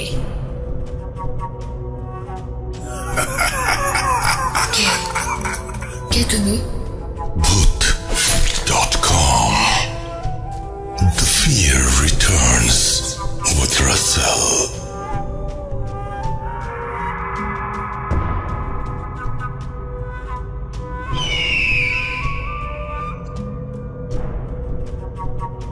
আপনাদের সবাইকে আরো একবার সাদর আমন্ত্রণ জানাচ্ছি আমি রাসেল। আশা করছি আপনারা সবাই ভালো আছেন এবং ভালোর দলে আছেন। আমি আজকে এই মুহূর্তে এখন যে ঘটনাটি শেয়ার করতে চাই সেটি একটি মোমবাতিকে নিয়ে। খুবই অদ্ভুত লাগছে না যে মোমবাতির সাথে আবার কি সম্পর্ক? হ্যাঁ, আমারও খুব অবাক লেগেছিল, কিন্তু আমি বলবো যে ঘটনাটি ধৈর্য নিয়ে শুনুন এবং আশা করছি যে ঘটনাটি শুনলে আপনারও ভালো লাগবে। আমি চেষ্টা করব এরপরে আরও একটি ঘটনা আপনাদের পড়ে শোনাতে। ইন দ্য মিন টাইম আপনারা ভিজিট করুন আমাদের ফেসবুক পেজে www.facebook.com/russell.স্বাধীন। আমাদেরকে ইমেল করতে হলে আমাদের ইমেল অ্যাড্রেস হচ্ছে russell.bhoot.com@gmail.com। আপনার নাম, ঠিকানা এবং ফোন নাম্বার সহ আপনার জীবনে ঘটে যাওয়া বা আপনার জানা সেরা ঘটনা লিখে পাঠিয়ে দিন আমাদের কাছে। ঘটনার শুরুতে অবশ্যই উল্লেখ করুন যে ঘটনাটি আপনি স্টুডিওতে এসে শেয়ার করতে চান, নাকি আপনি চান আপনার ঘটনা আমরা পড়ে শোনাই। যারা দেশের বাইরে রয়েছেন তারা সরাসরি অডিও ক্লিপ পাঠান বা লিখেও পাঠান ঘটনাটি। আমি চাই যে আপনারা আরো বেশি পার্টিসিপেট করুন এবং স্বাস্থ্যবিধি মেনে চাইলে আমাদের স্টুডিওতে আসতে পারুন, যেহেতু আপনারা জানেন যে আমাদের ভূত.com-এর একটা নিজস্ব স্টুডিও আছে এবং সেটা আপনাদের জন্যই তৈরি করা হয়েছে। আপনারা এখানে এসে আপনাদের ঘটনা শেয়ার করবেন সেই জন্যই, এবং আশা করছি যে আপনারা আসতে উৎসাহিত হবেন। অবশ্যই যদি কোনো অস্বস্তি থাকে তাহলে আসবেন না, কারণ পরিস্থিতি আমাদের সেটা সাপোর্ট করে না। এবং সেই সাথে আমি এটুকু আপনাদের বলতে চাই যে আপনারা যারা চান যে আমরা লাইভ করতে চাই, যদি লাইভে অংশগ্রহণ করতে চান, আমরা লাইভ শো শুরু করতে চাই খুব তাড়াতাড়ি, ধরেন আমি যদি বলেন যে আমাকে যে তাহলে আমি কালকে থেকেও শুরু করতে পারি, সেই জন্য যেটা করতে হবে সেটা হচ্ছে আপনাকে জানাতে হবে যে আপনি স্টুডিওতে আসতে চান কিনা, কারণ লাইভ শো করতে হলে তো আপনারও স্টুডিওতে আসাটা জরুরি এবং আসতে হবে আপনাকে শোয়ের সময়, কারণ এখান থেকে আমরা লাইভ করব। তো যাই হোক, আশা করব যে আপনারা সেটাতে রাজি হবেন এবং আপনারা অনেকেই উৎসাহিত হবেন আসতে। আমাদের এরকম প্ল্যান ছিল এবং সেটা আমরা এখন এক্সিকিউট করতে পারছি বলে আমাদের খুব ভালো লাগছে, প্রচন্ড আনন্দ হচ্ছে। এবং সেটা হচ্ছে এরকম একটা সময় যখন হ্যালোউইনের মাস। তবে তার আগে আপনাদের কনফার্ম করতে হবে আমাকে যে আপনারা চান এই স্টুডিওতে এসে আমাদের সাথে ঘটনা শেয়ার করতে। এখন কিন্তু পুরো ব্যাপারটা আপনাদের ওপরে। জানান আমাকে কারা কারা আসতে চান স্টুডিওতে, জানান আমাকে কারা কারা এখানে এসে ঘটনা শেয়ার করতে চান। আমরা চলে যাব আমাদের পরবর্তী ঘটনায়, মোমবাতি নিয়ে যে ঘটনাটি সেটি আমরা এখন শুনে আসব। আসসালামু আলাইকুম রাসেল ভাই, কেমন আছেন? আশা করি ভালো আছেন, কারণ আপনি সবসময় ভালোদের দলেই থাকেন। আমার নাম শিহাব আহমেদ। আমার গ্রামের বাড়ি কুমিল্লা জেলার চান্দিনা থানার চান্দিয়ারা গ্রামে। আমি থাকি কুমিল্লা ক্যান্টনমেন্টের বাংলা বাজারে। আজকে আমি আপনাদের মাঝে যে ঘটনাটি শেয়ার করব সেটি কালেক্ট করে আমার খালাতো ভাই তামিম তার ফ্রেন্ডের খালাতো বোনের দেবরের সাথে ঘটনাটি ঘটেছিল। ঘটনাটি আসলে ঘটনা বলা চলে না, এটা তার সাথে প্রতিনিধি করত। ঘটনাটি ঘটে শুরু হয় সেই 2008 সাল থেকে। 2008 সালে একদিন তিনি সন্ধ্যা 7টার দিকে তার চাচার বাড়িতে যাওয়ার সময় পথে একটি নারকেল গাছ পড়ে। সেই নারকেল গাছে তাকিয়ে লক্ষ্য করলো দীর্ঘ 7 থেকে 8 ফুট একটি লম্বা মোমবাতি নিজে নিজে গাছ থেকে নিচের দিকে নামছিল। সেই মোমবাতিটি নিজে নিজে আগুন জ্বলত এবং নিভত। এটা দেখার পর তিনি নিস্তব্ধ হয়ে যান এবং তখন তিনি কোনো দিকেই মুভ করতে পারতেন না, তিনি জায়গায় স্টপ ছিলেন। ঠিক সেইভাবে 10 থেকে 15 মিনিট পরে নিজে নিজে শরীর ঠিক হয়। তারপর তিনি মুভ করতে পেরেছিলেন এবং তিনি সেদিন প্রচন্ড রকমের ভয় পেয়েছিলেন। বিষয়টি তিনি কারো কাছে শেয়ার করেননি। তারপরের দিন আসর নামাজের পরে যখন ওই রাস্তা দিয়ে ফিরছিলেন তখন তার গায়ে আগুনের হাওয়া লাগছিল, কিন্তু সেদিন বৃষ্টি ছিল, বৃষ্টির মধ্যেই আগুনের হাওয়া লাগছিল। এর কারণে তিনি সেখানেই দাঁড়িয়ে গিয়েছিলেন। 10 থেকে 15 মিনিট পরে আস্তে আস্তে সেটা ঠিক হয়ে যায়। তিনি স্থানটি ত্যাগ করেছিলেন সাথে সাথেই। ওই দিন আর কিছু ঘটেনি তার সাথে। ঠিক তার পরের দিন সন্ধ্যায় যখন ওই রাস্তা দিয়ে ফিরছিলেন এটা তার মুখোমুখি হয়ে যায়। যখন তার মুখোমুখি হয়ে যায় তিনি সাথে সাথে অনেক জোরে চিৎকার করেন, কিন্তু তার চিৎকার যেন 2.5 ফিটের বাইরে যায় না। তখন ওই মোমবাতি দৌড়ে পালিয়ে যাওয়ার সময় টিনের সাথে ধাক্কা লেগে যায়। টিনের সাথে ধাক্কা লেগে ঝিঝি পোকা হয়ে গিয়েছিল তখন। এই ঘটনায় এলাকায় জানাজানি হয়ে যায়। যখন জানাজানি হয়ে যায় লোকেরা গুজব মনে করে, ওরা বলা বলি করে যে সাইমন বোধ হয় পাগল হয়ে গিয়েছে, হয়তোবা সে স্বপ্ন দেখেছে। এই ঘটনার সপ্তাহখানেক পরে যে টিনের সাথে ধাক্কা লেগেছিল সেই বাইরে এক ভদ্র মহিলা তাকে ডেকেছিল। ডেকে বলে, ভাই তোমার সাথে যে ঘটনাটি ঘটেছিল প্রথমে আমি কিন্তু বিশ্বাস করিনি, কিন্তু আমি নিজে সেটা দেখলাম। যখন দেখলাম তখন ঘরে কোনো ইলেকট্রিসিটি ছিল না, পুরো ঘরটাই চাঁদের আলোয় আলোকিত হয়েছিল। এখন ভাই কি করা যায়? তখন সাইমন ভাই বলল, এটার সাথে আমি প্রতিনিয়তই কথা বলতে থাকি, কিন্তু তাকে আমি কখনো সরাসরি দেখিনি। মহিলাটি তাকে জিজ্ঞাসা করে যেই জিনটা সেটা কি ছেলে নাকি মেয়ে? তখন তিনি বলেন, এটা একটা ছেলে। এটা আমার অনেকভাবে হেল্প করতে চায়, কিন্তু আমি তার কাছ থেকে কোনো হেল্প নিইনি, কারণ সে যদি তার প্রতিদান স্বরূপ আমার কাছ থেকে কিছু চায়। আমরা ছিলাম 4 ভাই 1 বোন, তো আমি ভেবেছিলাম যদি কখনো সে আমার কাছ থেকে কিছু চায়, আমার পরিবারের কাকে চায়, কিংবা ভবিষ্যতে যদি আমি বিয়ে করার পর আমার ছেলে মেয়ে চায়, তাহলে তো আমি তাকে দিতে পারবো না। তো তাদের সাথে যদি কথা উলটপালট হয়ে যায়, তখন কিন্তু তাদের সাথে আমাদের মানব জাতির কিন্তু বিরাট রকমের ক্ষতি হয়ে যায়। তো সেই কারণে আমি চাইনি তার কাছ থেকে কোনো হেল্প নেওয়ার জন্য। এরপর থেকে প্রতিনিয়ত তিনি ওর সাথে কথা বলতেন। যখন তার বন্ধুদের সাথে হাঁটাফেরা চলাফেরা করতেন, তখনও তার সাথে কথা বলতেন। যখন তার সাথে কথা বলতেন, তখন সে দেখতে পেত, কিন্তু তার বন্ধুরা ওই মোমবাতিটিকে দেখতে পেত না কখনো।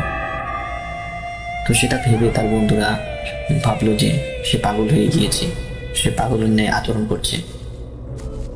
তো এর কারণে তিনি এলাকায় 6 থেকে 7 মাসও পাগল হিসেবে আখ্যায়িত ছিলেন। যখন এলাকায় ঘটনাটি ভালোভাবে জানাজানি হয়ে যায়, তার কাছে অনেকেই আসছিল সাহায্য নেওয়ার জন্য। তিনি কখনো কাউকে সাহায্য করেননি। তিনি বললেন যে তোমরা যে আমাকে যেটা ভাবছো, আমি আসলে তা না। আমি ওর কাছ থেকে কোনো হেল্প নিইনি, নেওয়ার চিন্তা ভাবনাও নাই। সো আমার কাছ থেকে সেই ব্যাপারে কোনো হেল্প না চাওয়াটাই বেটার। তো তিনি এই বিষয়ে কাউকে কোনো হেল্প করেননি। পরবর্তীতে তিনি সেই মোমবাতিটি তার কাছ থেকে মুক্ত হওয়ার জন্য আবদার করল। তো মুক্ত হওয়ার জন্য আবদার করাতে সে বলল, না, আমি তো তোমাকে মুক্ত করতে পারবো না, কারণ আমি যদি তোমাকে মুক্ত করি তাহলে তুমি অনেক মানুষকে ক্ষতি করবে, তুমি আমাদের এলাকাবাসীকে ক্ষতি করবে এবং পৃথিবীর বিভিন্ন জায়গায় অনেক মানুষকে ক্ষতি করবে। তো আমি এটা চাই না, আমি তোমাকে মুক্ত করতে পারবো না। তখন তাকে আশ্বস্ত করলো যে না, আমি কাউকে কোনো ক্ষতি করব না এবং কোনো মানুষকে কোনো কিছু করব না, তুমি আমাকে দিতে পারো, আমি তোমার কাছে ওয়াদাবদ্ধ হলাম। তো এটা শোনার পর তিনি বললেন, আচ্ছা ঠিক আছে, আমি তোমাকে মুক্ত করে দিব। কিন্তু কিভাবে? এটা শোনার পর তিনি বললেন যে সোনার উপর পানি দিয়ে এই জায়গাটাকে ছিটিয়ে দিতে হবে সুন্দর করে চারদিকে, এবং গোলাপ জল আতর দিয়েও ছিটিয়ে দিতে হবে। সে কাজটা করতে হবে রাত 12টার দিকে, এবং কেউ যাতে এই কাজটি করার সময় টের না পায় এবং দেখতে না পায়। এই শর্ত শোনার পর তিনি রাজি হয়েছেন, বললেন যে আচ্ছা ঠিক আছে, আমি সেটা করব এবং ইনশাল্লাহ আমি তোমাকে মুক্ত করব। এটা বলার পর একদিন সময় করে তার সুবিধা মতো একদিন সে সবকিছু নিয়ে গেল, যত ইনস্ট্রুমেন্ট প্রয়োজন ছিল, গোলাপ জল, আতর, সোনার উপর পানি এবং আগরবাতি এবং মোমবাতি নিয়ে গিয়েছিল। ওইখানে নেওয়ার পর একটা জায়গায় মোমবাতিটি রাখি, আরেকটি জায়গায় আগরবাতিগুলো এবং গোলাপ জলগুলি রাখছিল। রাখার পর হঠাৎ করে তিনি যখন কাজটি করতে যাবেন, এক লোক প্রস্রাব করতে সেই জায়গায় চলে আসে, এই জায়গার কাছে। এটা দেখে তিনি লুকিয়ে ফেলেছিলেন। লুকিয়ে ফেলার পর কে আর দেখতে পায়নি ওই ভদ্রলোকটি। যখন তিনি ওই স্থানটি ত্যাগ করলেন, তার নিজের ঘরে ঢুকে ফেললেন, তখন তার 15 থেকে 20 মিনিট পরে তখন ওই স্থানে তিনি আবার প্রবেশ করলেন। 15 থেকে 20 মিনিট পরে প্রবেশ করার কারণ হচ্ছে, যখন একজন মানুষ ঘুম ভাঙে এবং ঘুমাতো মিনিমাম 15 থেকে 20 মিনিট সময় লাগে প্রপার ঘুমটা আসার জন্য, এবং যাতে তিনি কোনোভাবেই টের না পান সেই ব্যবস্থা গ্রহণ করার জন্যই তিনি 15 থেকে 20 মিনিট পরে সেই স্থানে চলে আসেন। ওই স্থানে তিনি প্রবেশ করলেন তার ইনস্ট্রুমেন্টগুলো নিয়ে। তাকে যে যে জিনিসগুলো নিয়ে কাজ করার কথা ছিল, তো সেই যে জিনিসগুলো নিয়ে প্রবেশ করলেন। তো প্রবেশ করার পর তিনি তার কথা মতো পানি ছিটিয়ে দিয়েছিলেন, সোনার উপর পানি ছিটিয়ে দিয়েছিলেন, গোলাপ জল এবং আতর ছিটিয়ে দিয়েছিলেন সেইখানে। দেওয়ার পর আগরবাতি ধরিয়ে দিয়েছিলেন এবং 4 কোণে 4টি মোমবাতি ধরিয়ে দিয়েছিলেন। তিনি মোমবাতিটি নিয়েছিলেন কারণ তাকে যাতে কোনো ক্ষতি করতে না পারে, তো সেই কারণে তিনি 4 কোণে 4টি মোমবাতি ধরিয়ে এবং একটি বৃত্ত কেটে ওইখানে এর ভিতরে মোমবাতিগুলি রাখেন। এবং আমাদের ইসলাম ধর্মের মধ্যে আমাদের নবী করিম সাল্লাল্লাহু আলাইহি ওয়াসাল্লাম কিভাবে গা বন্ধ করতে হয় সেই তো শিখিয়ে দিয়ে গেছিলেন। তো সেই অনুযায়ী তিনি সেভাবে তার গাটা বন্ধ করে নেন। বন্ধ করার পর তিনি তাকে বললেন যে তুমি যেভাবে যা বলছিলে আমি সেভাবে করে দিয়েছি, এখন তুমি কি করতে চাও? সে বলল তিনি যে রাস্তাটি দিয়ে যাবেন সেখানে অনেক পাতা পড়ে এবং আবর্জনা জমে আছে। সে আবর্জনাটি জমে থাকার কারণে তিনি এর উপর দিয়ে যেতে পারবে না। তো তাকে একটি ঝাড়ু দিয়ে সেই জায়গাটি পরিষ্কার করে দেওয়ার জন্য বলা হলো। তো তিনি বললেন আচ্ছা ঠিক আছে, আমি পরিষ্কার করে দিব। তো তিনি তার কথা মতো রীতিমতো সেই জায়গাটি পরিষ্কার করলেন। এরপর তিনি বললেন যে বন্ধু, আমাকে যদি মুক্ত করতে চাও তাহলে তুমি তোমার মন থেকে দোয়া করতে হবে এবং পড়তে হবে সূরা ফাতিহা 1 বার, সূরা ইখলাস 4 বার, সূরা ফালাক 1 বার, সূরা নাস 1 বার। তুমি যদি পড়ো তাহলে আমি তোমার জন্য 2 রাকাত তখন নামাজ পড়ে দোয়া করব। এই কথা তিনি বললেন আচ্ছা ঠিক আছে আমি করব। ওই জিনটা কিন্তু আসলে মুসলিম ছিল। আমরা অনেকে হয়তো জানি আমাদের ধর্মের মধ্যে, আমাদের মানব জাতিতে কয়েকটা ধর্ম আছে। হ্যাঁ, আমাদের মধ্যে যেমন ধর্মের আলাদা আলাদা রয়েছে, ঠিক তেমনি তাদেরও ধর্মের মধ্যে আলাদা আলাদা রয়েছে। তো সে এরকম মুসলিম ধর্ম থাকাতে সে নামাজ পড়তো, ধার্মিক ছিল। সে কিন্তু জুমার নামাজের মধ্যেও ওই জিনটিকে দেখতো সোহেম ভাই। অন্য কেউ না দেখলেও তিনি ঠিক দেখতো, জুমার নামাজের মধ্যে অনেক সময় দেখতো ওই জিনটিকে। তিনি কি করলেন, তার কথা মতোই সবকিছু ঠিকঠাক করলেন। তার মনের মধ্যে একটি কথা বারবার ঘুরপাক খাচ্ছিল। তিনি ভাবলেন যে তাকে দেখার খুব ইচ্ছে। তারপর আবার ভাবলেন যে না, যদি দেখতে চায় তাহলে যদি কোনো ক্ষতি করতে করে, যদি সেটা অনেক গিয়ে ভেবে তিনি আর প্রশ্নটা করলেন না। তারপর আবার ভাবলেন যাই হোক না কেন আমি তাকে কথাটা বলি, দেখি সে কি বলল। আরেকটা কথা বলে রাখি, তিনি কিন্তু মাঝে মধ্যে বিভিন্ন সহযোগিতা নিতে চাইতেন। এখন অনেকের মনের মধ্যে প্রশ্ন আসতে পারে, সে তো আটকে গিয়েছিল একটা জায়গার মধ্যে, তো ওই জায়গায় কিভাবে থেকে সাহায্য করতো? ওই জায়গা থেকে তিনি সাহায্য করতে পারতেন তাকে। অনেক কঠিন কাজ নাকি তাকে একটু সহযোগিতা করেছিলেন বিভিন্ন কাজে, সে জায়গার মধ্যে থেকে তিনি সে কাজগুলো করতেন। যেমন আমাদের পরিবারের মধ্যে আমাদের একটা যেই বন্ডিং আছে, যেই নিয়ম শৃঙ্খলা আছে, যেমন আমাদের পরিবারের মাতাদের বা কর্তাদের ছাড়া জিজ্ঞাসা না করে কোনো জায়গায় যেতে পারি না, ঠিক তেমন যেন তার একটা গার্ডিয়ান হিসাবে হয়ে গিয়েছিল সেই জিনটি সোহেল ভাইয়ের। সোহেল ভাই একটা গার্ডিয়ান ছিল, তার হিসেবে হয়ে গিয়েছিল।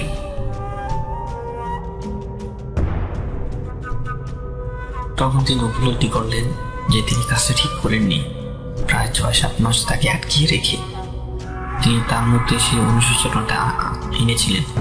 কিন্তু একই ব্যাপার ছিল, প্রথম অবস্থায় তিনি ভেবেছিলেন যে যদি ছেড়ে দেয় তাহলে অনেকদিন কোনো মানুষকে কোনো ক্ষতি করতে পারে সেভাবে।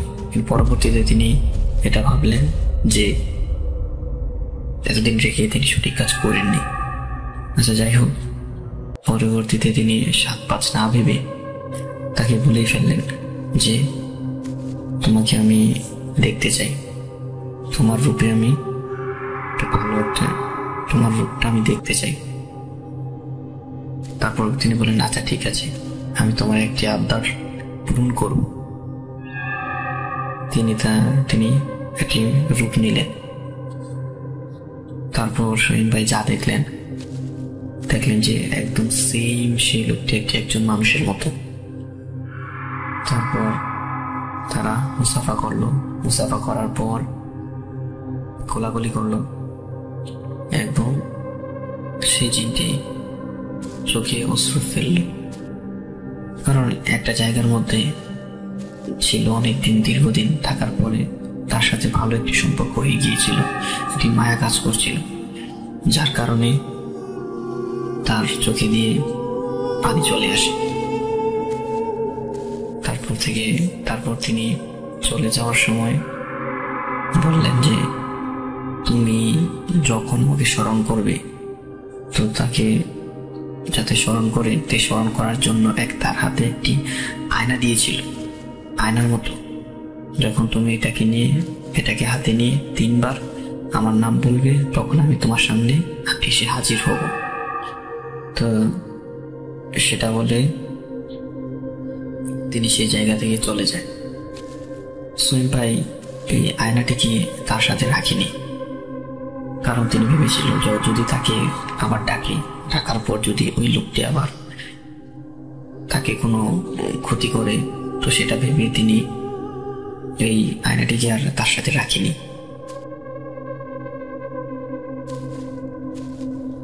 তিনি আয়নাটিকে তার সাথে রাখেনি এই কারণেই। তো তিনি পরবর্তীতে উপলব্ধি করতে পারলেন যে আসলে তার আয়নাটি রাখা উচিত ছিল, কারণ আয়নাটি রাখলে তার সাথে যদি যোগাযোগ করতে পারতেন পরবর্তীতে, তাহলে হয়তো অনেক কাজ তিনি করতে পারতেন, অনেক গরিব দুঃখীদের তিনি সাহায্য করতে পারতেন, এটা ভেবেছিলেন। তো এই ছিল প্রাথমিক স্টেজের ঘটনা। তারপর বিয়ের আগে তার আর কোনো ঘটনা ঘটেনি। 2012 সালে তিনি বিবাহ বন্ধনে আবদ্ধ হন। তো সেটা এরপরে তার সাথে ঘটেছিল আর কি অন্যরকম ঘটনা। তো সেই ঘটনাটি আমি ইনশাল্লাহ আগামী সপ্তাহে আপনাদেরকে সেন্ড করব, যদি রাসেল ভাই এই ঘটনাটি আপনি প্লে করেন। এটি একদম সম্পূর্ণ সঠিক ঘটনা। সো বিয়ের পরে তার যে ঘটনাটি ঘটে তার মধ্যে অনেক ক্লাইম্যাক্স রয়েছে। যদি এই ঘটনাটি প্লে করেন তাহলে আমি পরবর্তীতে ওই ঘটনাটি সেন্ড করব। তো আশা করি ভালো থাকবেন। সবাইকে শুভকামনা রইল। আসসালামু আলাইকুম।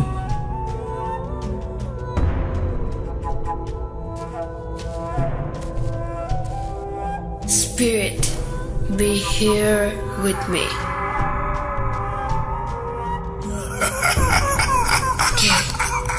¿Qué tu nom? Bhoot.com. The fear returns with Russell.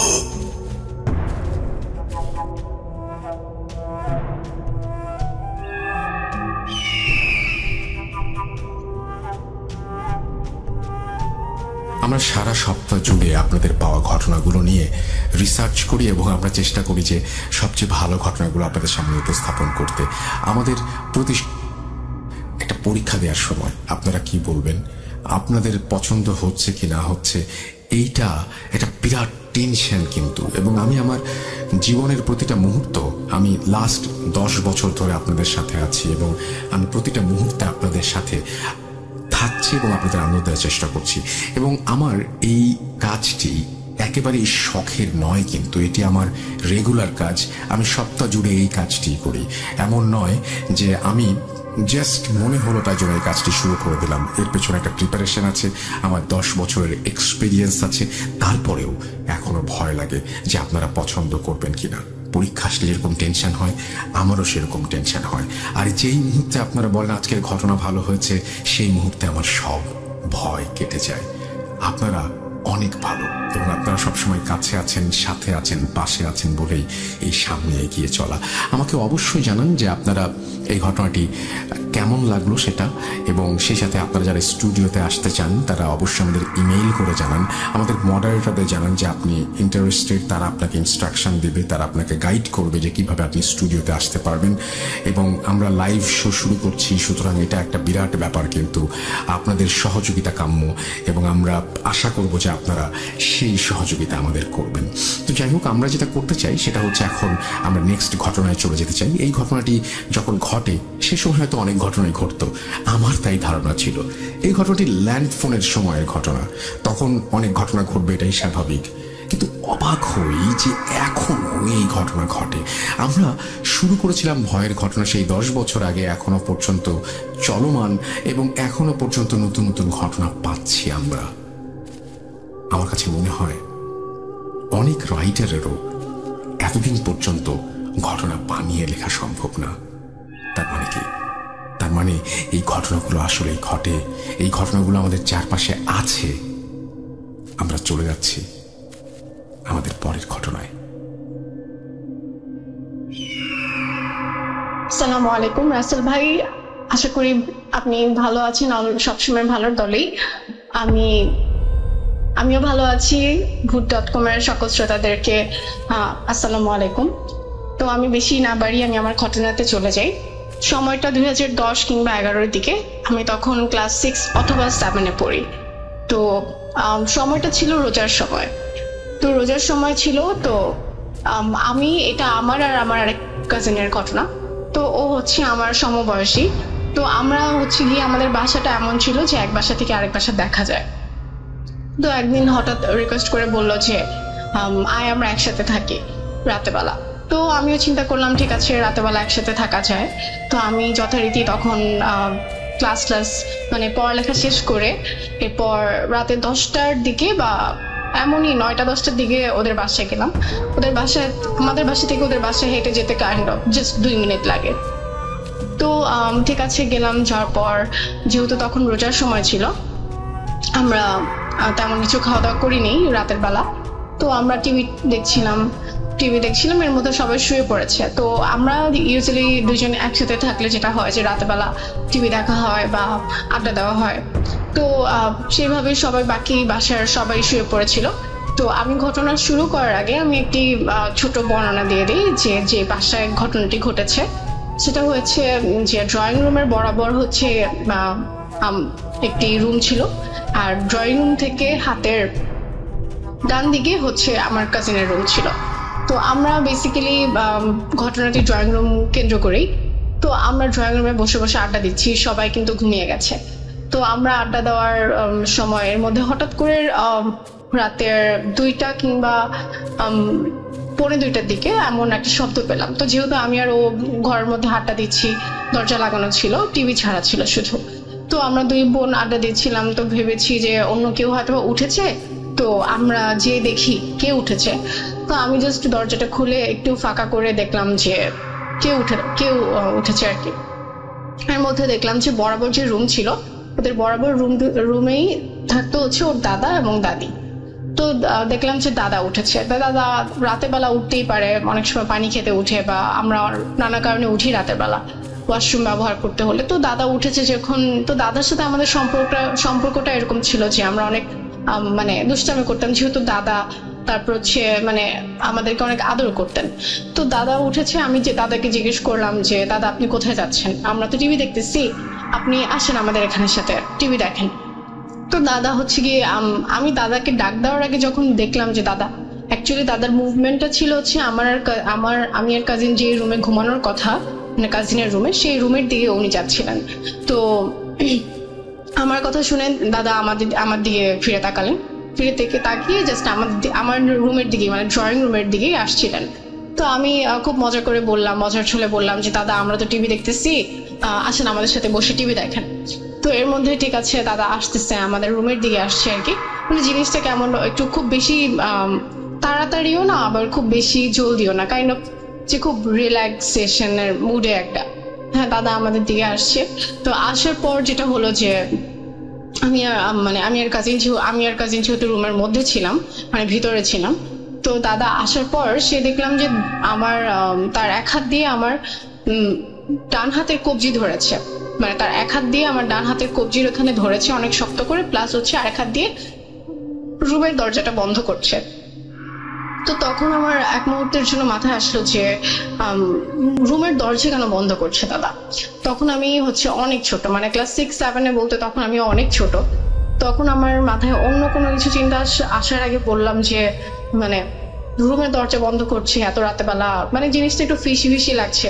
Plus দাদার বয়সটা বলি, দাদার বয়স কম হলেও তখন 90-এর কাছাকাছি বা 85 আমি যদি ধরি। তো 85 বছরের একজন বৃদ্ধার হাতে এত জোর কখনোই থাকবে না, সে এত জোরে আমার হাতটা ধরেছে, আই ক্যান ফিল। সো এরপর কি হয়েছে, দাদা যখন দরজা লাগানোর চেষ্টা করছে, তো আমি র্যান্ডমলি দাদার সাথে কথা বলতেছিলাম যে দাদা কি হয়েছে, বা আপনি আসেন বসেন আমাদের সাথে। তখনও আমি দুষ্টামির মুডেই আসছি। এর মধ্যে কি করেছে আমার কাজিনটা, কি করেছে সামহাও, যখন দাদা মানে আমার আর দাদার কনভারসেশন হচ্ছিল, সামহাও সে এই রুম থেকে বের হয়ে ওর রুমের দিকে চলে গেছে। তো ওর রুমের আর ড্রয়িং রুমের ডিস্টেন্সটা কাইন্ড অফ কত একটা রুমের মতো মানে 7-8 ফিটের মতো ডিস্টেন্স হবে ওর রুমের মধ্যে আর ড্রয়িং রুমের মধ্যে। তো ও কিন্তু চলে গেছে। তখন আমার চিন্তা হচ্ছে আমি কিভাবে এখান থেকে বের হব, কারণ এটা খুব আনবিলিভেবল, মানে যেই জিনিসগুলো হচ্ছে আমার সাথে। দাদা মেইন কথা হচ্ছে দাদা কোনো রিপ্লাই দিচ্ছে না। আমি দাদার সাথে অনবরত কথা বলছি কিন্তু দাদা কোনো রিপ্লাই দিচ্ছে না। তো এরপর আমি হাতটা ছেড়ে, আল্লাহর কি রহমত আমি জানি না, আমি হাত ছেড়ে দৌড় দিয়ে ওর রুমে যে ড্রয়িং রুম থেকে ওর রুমে যে দরজাটা লাগিয়ে জাস্ট আমি কাঁপা শুরু করেছি যে মানে কি হলো, মানে কি হচ্ছে। তো আমি আমার কাজিনকে জিজ্ঞেস করলাম তুই আমাকে রেখে কেন চলে আসছিস। তো হি ওয়াজ লাইক যে আমি বের হওয়ার পর তোমাকে নিয়ে আসতাম। তো ও মানে এই জিনিসটা আমার খুব খারাপ লাগলো যে অ্যাকচুয়ালি কি হচ্ছিল। তো আমরা চলে আসার পর এর একটু পরে ড্রয়িং রুমে, যেহেতু আমরা বললাম যে ড্রয়িং রুমে আমরা আড্ডা দিচ্ছিলাম, টিভি দেখছিলাম, তো সেখানে আমার একটা টেলিফোন সেট ছিল। তখন আর কি ল্যান্ডলাইন আমরা যেগুলো ইউজ করি তখন ল্যান্ডলাইন ছিল। তো ল্যান্ডলাইন বেজে উঠলো রাতের, তখন মানে অলমোস্ট 2টা বেজে গেছে। তো ভাবলাম ল্যান্ডলাইনের মধ্যে এত রাতেবেলা ফোন দেওয়ার তো কোনো মানুষ নাই, এত রাতেবেলা কেন ফোন বাজবে। তা আমরা আরো নার্ভাস হয়ে গেছি যে এত রাতেবেলা কি ফোন দিল, আমরা কি উঠে ফোন ধরবোই কিনা বা যাবো কিনা, এই সাহসটুকু আমাদের আর হচ্ছে না। তো এরপর অলমোস্ট এমন মানে এত ভয় করছিল, ভয় কাট মানে আর এখান থেকে হিল করার কোনো কিছু পাচ্ছিলাম না যে আমরা কাউকে ডাক দিয়ে বলবো কাহিনী বা এরকম কোনো কিছুরই সাহস হচ্ছে না। তো একটু সাহস সঞ্চয় করলাম, যেহেতু রোজার দিন আর এটা 2:45টার দিকে সবাই উঠে যায় সেহরির জন্য। তো সেহরির জন্য যখন উঠলো সবাই, তখন আমরা দেখলাম সবকিছু নর্মাল বলতে আমরা যে সোফার রুমে ছিলাম সেখানে টিভি দেখছিলাম, সেখানে সবাই যে খাওয়া দাওয়া করছে, মানে ইউজুয়ালি সেহরির সময় তারা টিভি দেখে মানে দেখা যায় যে টিভির সামনে বসে বসে খাওয়া দাওয়া করে আর কি। তো সেখানে দেখলাম দাদাকেও সে নর্মালি খাওয়া দাওয়া করছে, আমরা সবাই খাওয়া দাওয়া করলাম। তো আমার আর সেদিন আর খাওয়া দাওয়া মানে সেহরিতে আর খাওয়া হলো না, মানে আমার ভালো লাগছিল না। আমার কথা হচ্ছে আমি কতক্ষণে বাসায় আসবো। তো আমি আমার কাজিনকে বললাম যে আমি এখনই বাসে যেতে চাই। তো আমাকে বললো দরকার নেই এখন না, তো তুমি এখন কিভাবে যাবো। আমি বলছি না, আমার বাসায় মানুষ উঠছে সেহরি খাওয়ার জন্য, চলে যাবো। তো বলছে না থাক, আমি সকালবেলা তুমি সকালবেলা উঠেই চলে যাবো, এখন রাতের বেলা গেলে দরকার নেই। তো আচ্ছা ঠিক আছে। তো এরপর সবাই যখন উঠলো সবকিছু সিচুয়েশন খুব নর্মাল, মানে তখন একটু সাহস সঞ্চয় হলো। তো সেদিন চলে গেল, সকালবেলা উঠে আমি বাসায় চলে আসলাম।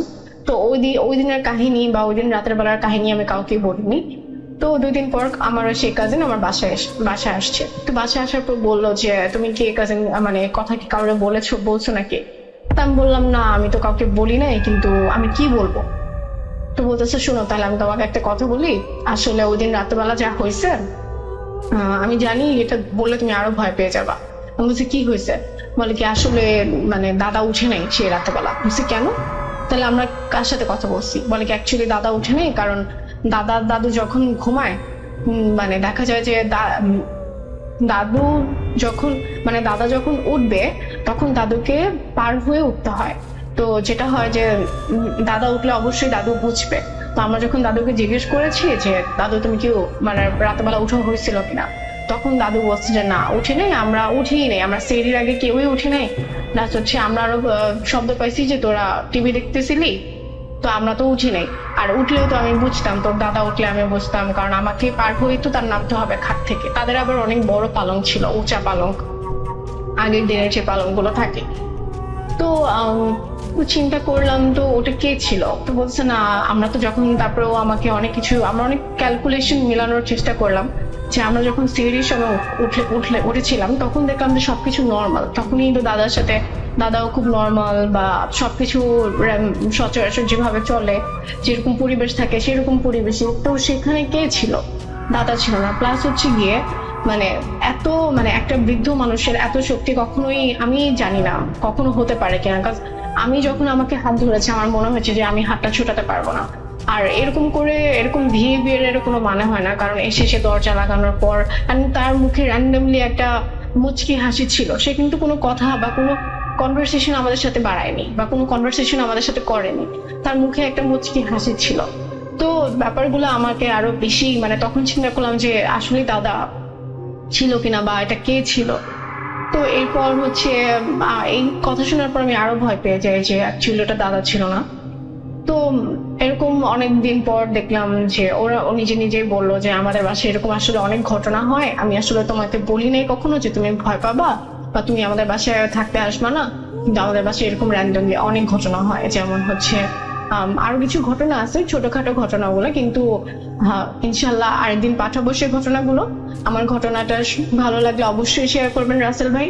আর food.com নতুন করে চালু করার জন্য ধন্যবাদ, কারণ এখানে দেখা যায় অনেক সময় আমি আগের সময় না হওয়ার জন্য ভূত FM শোনা হতো না, কিন্তু food.com এ যেহেতু রেকর্ডেড থাকে তখন আমি আমার সময় মতো শুনতে পারি, বা দেখা যায় আমরা কাজিনরা একসাথে নাইট স্টে করলে সেখানে শুনতে পারি। এটা খুবই ভালো একটা ইনিশিয়েটিভ হয়েছে। Thank you so much Rasel ভাই, সবাই ভালো থাকবেন।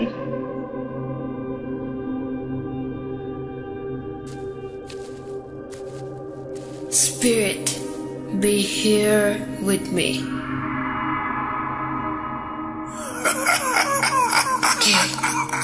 ¿Qué তুমি? Bhoot.com.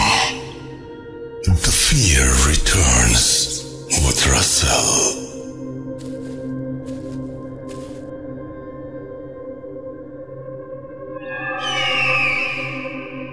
একবার আপনাদের সবাইকে স্বাগত জানাচ্ছি আমি রাসেল। আশা করছি সবাই ভালো আছেন এবং ভালোর দলে আছেন। আমরা আমাদের পরবর্তী ঘটনায় যাব এবং আশা করছি যে এই ঘটনাটি আপনাদের অনেক বেশি আনন্দ দেবে, এবং এটি আমাদের লিসেনারের পাঠানো একটি ঘটনা। এবং এই সপ্তাহে আমরা প্রচুর পরিমাণে ঘটনা পেয়েছি যেগুলো ইমেল পেলে আমার সবসময় ভালো লাগে, এবং আজকেও ইমেল পেয়ে আমার ভালো লাগছে এবং আশা করছি যে আপনাদেরও ভালো লাগবে। আমরা চলে যাচ্ছি আমাদের ঘটনায়। আসসালামু আলাইকুম রাসেল ভাই, আশা করছি আপনি ভালো আছেন, কারণ আমি জানি আপনি সবসময় ভালোর দলে। আমি আমার একটা আগের সব পরিচয় দিয়েছেন এবং সবকিছু বলেছেন, এবং নতুন শো তিনি বলছেন যে কিন্তু আপনার অসীম চেষ্টায় নতুন করে ভূত.com আমাদের মাঝে উপহার দেওয়ার জন্য আপনাকে অনেক ভালোবাসা আর শুভকামনা। আমি আপনার ইউটিউবের সকল ভিডিও দেখি। করোনা পরিস্থিতির জন্য স্টুডিওতে গিয়ে ঘটনা বলাটা আমার পক্ষে সম্ভব হচ্ছে না। আমি চাই আপনি আমার ঘটনা পড়ে শোনান। এই সত্যি ঘটনাটি শুধুমাত্র ভূত.com এর শ্রোতাদের জন্য লিখছি। আমার লেখার মধ্যে কোনো ভুল হলে মাফ করবেন। আমার নাম রোহান খান, বগুড়াতে থাকি। এই হৃদয় হিম করা সত্যি ঘটনাটি আমার নানার কাছ থেকে শোনা, আর এই ঘটনাটি ঘটে আমার নানার সাথে। প্রসঙ্গত আমার নানার নামটা আমাকে এখানে গোপন রাখতে হচ্ছে। আমার নানারা ছিলেন দুই ভাই। আমার নানা ছিল বড়, আর একটা নানার ছোট ভাই ছিল। ঘটনার সাল ছিল 1975-76। ঘটনার জায়গাটি হচ্ছে বগুড়া এবং বগুড়ার কোনো একটি জায়গা। সে সময় যোগাযোগ ব্যবস্থা তেমনটা ভালো ছিল না। আমার নানা শীতের মধ্যে খেজুর গাছ থেকে রস সংগ্রহ করতেন। সেই রস দিয়ে গুড় বানিয়ে বাজারে বিক্রি করে পুরো শীতের সিজনে তার সংসার চালাতেন। আমার নানাদের বেশ অনেক খেজুর গাছ ছিল, বেশ সুখেই তাদের দিন পার হচ্ছিল, কিন্তু বেশি সুখ নাকি কপালে সয় না। নানা বিকেলে প্রতিটা গাছে মাটির হাড়ি লাগিয়ে আসতেন খেজুরের রস সংগ্রহ করার জন্য, আর ভোরে সেগুলো গাছ থেকে নামিয়ে নিয়ে আসতেন। তারপর সেগুলো গুড় আর লালি বানিয়ে বাজারে বিক্রি করতেন। আমার নানাকে রস সংগ্রহ করতে তার বন্ধু বাসেদ সাহায্য করতেন। প্রতিদিনের মতোই ভালোই চলছিল সবকিছু, কিন্তু সমস্যা হলো কিছুদিন থেকে আমার বড় নানা আমার বন্ধু বাসেদ মিলে একদিন বিকেলে গাছে খেজুরের রস নামানোর জন্য মাটির হাড়ি লাগাচ্ছিলেন। বিশাল বড় একটা পুকুরের পাড় দিয়ে সেই খেজুর গাছগুলো, আর গাছগুলো থেকে পুকুর পাড় থেকে একটু দূরে জঙ্গলে। আমার নানা সেই জঙ্গলে গাছে মাটির হাড়ি লাগিয়ে বাসায় ফিরলেন, আর খুব ভোরে উঠে গেলেন সেই রস সংগ্রহ করতে। কিন্তু হাড়ি গাছ থেকে নামানোর পর দেখলেন পুরো হাড়ি ফাঁকা, একটুও রস নেই। আর আমার নানা অবাক হয়ে গেলেন, এত শীত আর কুয়াশা, তবু একটু রসও হাড়িতে জমা হয়নি। কিন্তু অবাক করা বিষয় এটা যে শুধুমাত্র জঙ্গলের ভেতর যে গাছগুলো, শুধু সেই হাড়িগুলো ফাঁকা, আর পুকুর পাড়ের গাছগুলোর হাড়িতে রস ভরে গেছে। আমার নানা 7-5 না ভেবে আবার বিকেলে গাছগুলোতে মাটির হাড়ি লাগিয়ে আসেন, কিন্তু আবার সেই একই ঘটনা ঘটে।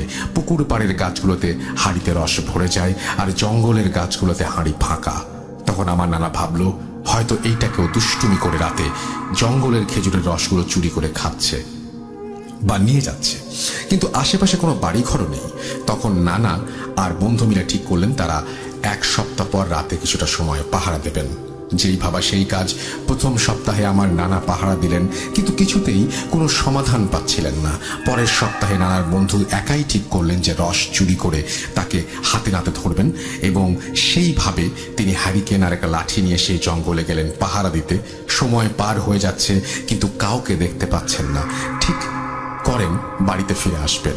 হঠাৎ তিনি খেয়াল করলেন কেউ একজন গাছে হামাগুড়ি দিয়ে উঠছেন। তিনি ভাবলেন, আজ তোর একদিন কি আমার একদিন। এইভাবে তিনি লাঠি আর হারিকেন নিয়ে এক দৌড়ে গাছের কাছে চলে যান। কিন্তু হারিকেনের মিটিমিটি আলো আর জ্যোৎস্নার আলো যেটা দেখলেন, সেটা দেখার জন্য তারা মোটেও প্রস্তুত ছিলেন না। তিনি দেখলেন মানুষের মতো একটা অবয়ব গাছ থেকে নেমে আসছে, আর বুঝতে বাকি রইল না যে আজ কপালে অনেক খারাপ কিছু ঘটতে যাচ্ছে। তিনি অনুভব করলেন তার পুরো শরীর অবশ হয়ে যাচ্ছে। তিনি ধীরে ধীরে মাটিতে বসে যাচ্ছেন, আর সেই অবয়বটা কাছে হামাগুড়ি দিয়ে এগিয়ে আসছে। তারপর তিনি এটা দেখে নিজেকে আর সামাল দিতে না পেরে সেন্সলেস হয়ে যান। তারপর তিনি নিজেকে আবিষ্কার করলেন তার নিজের ঘরে। তিনি জানতে চাইলে আমার নানা বলেন যে তিনি গাছ থেকে হাড়ি নামাতে গিয়েছিলেন, তখন দেখলেন সে গাছের নিচে তিনি সেন্সলেস হয়ে পড়ে আছেন। তখন আমার নানা তাকে বাসায় নিয়ে আসেন। তারপর তার সাথে যে সমস্ত ঘটনা ঘটে সেগুলো তিনি খুলে বলেন। কিন্তু সেই ঘটনার পর থেকে বাসেদ এতটা ভয় পায় যে তার প্রচন্ড জ্বর আসে। তাকে অনেক কবিরাজে ডাক্তার দেখানো হয়, তবুও তার জ্বর কমে না। তার কিছুদিন পরে বাসেদ মারা যায়। নানার কাছের বন্ধুর মৃত্যু নানা মেনে নিতে পারেননি। তারপর থেকে বাসেদকে সেই পুকুর পাড় থেকে একটু দূরে তাকে কবর দেয়া হয়। এই শোক থেকে বেরোতে না বেরোতেই নানার বেশ কয়েকটি দিন সময় লাগে, কিন্তু এইদিকে ঘরের খাবারও শেষ হয়ে যাচ্ছিল। তাই তাকে আবারও রস সংগ্রহ করতে যেতে হয়, গুড় বানিয়ে বাজারে বিক্রি করতে হবে সংসার চালানোর জন্য। ঘটনা এখানেই শেষ হলে পারত, কিন্তু শুরু হলো নতুন সমস্যা। আমার নানা রাতে অনেক খারাপ খারাপ স্বপ্ন দেখতে শুরু করলেন। তার বন্ধু বাসেদ তাকে স্বপ্নের মধ্যে নিয়ে যেতে আসে। জানালায় ঠক ঠক আওয়াজ, একা একা দরজা খুলে যাওয়া।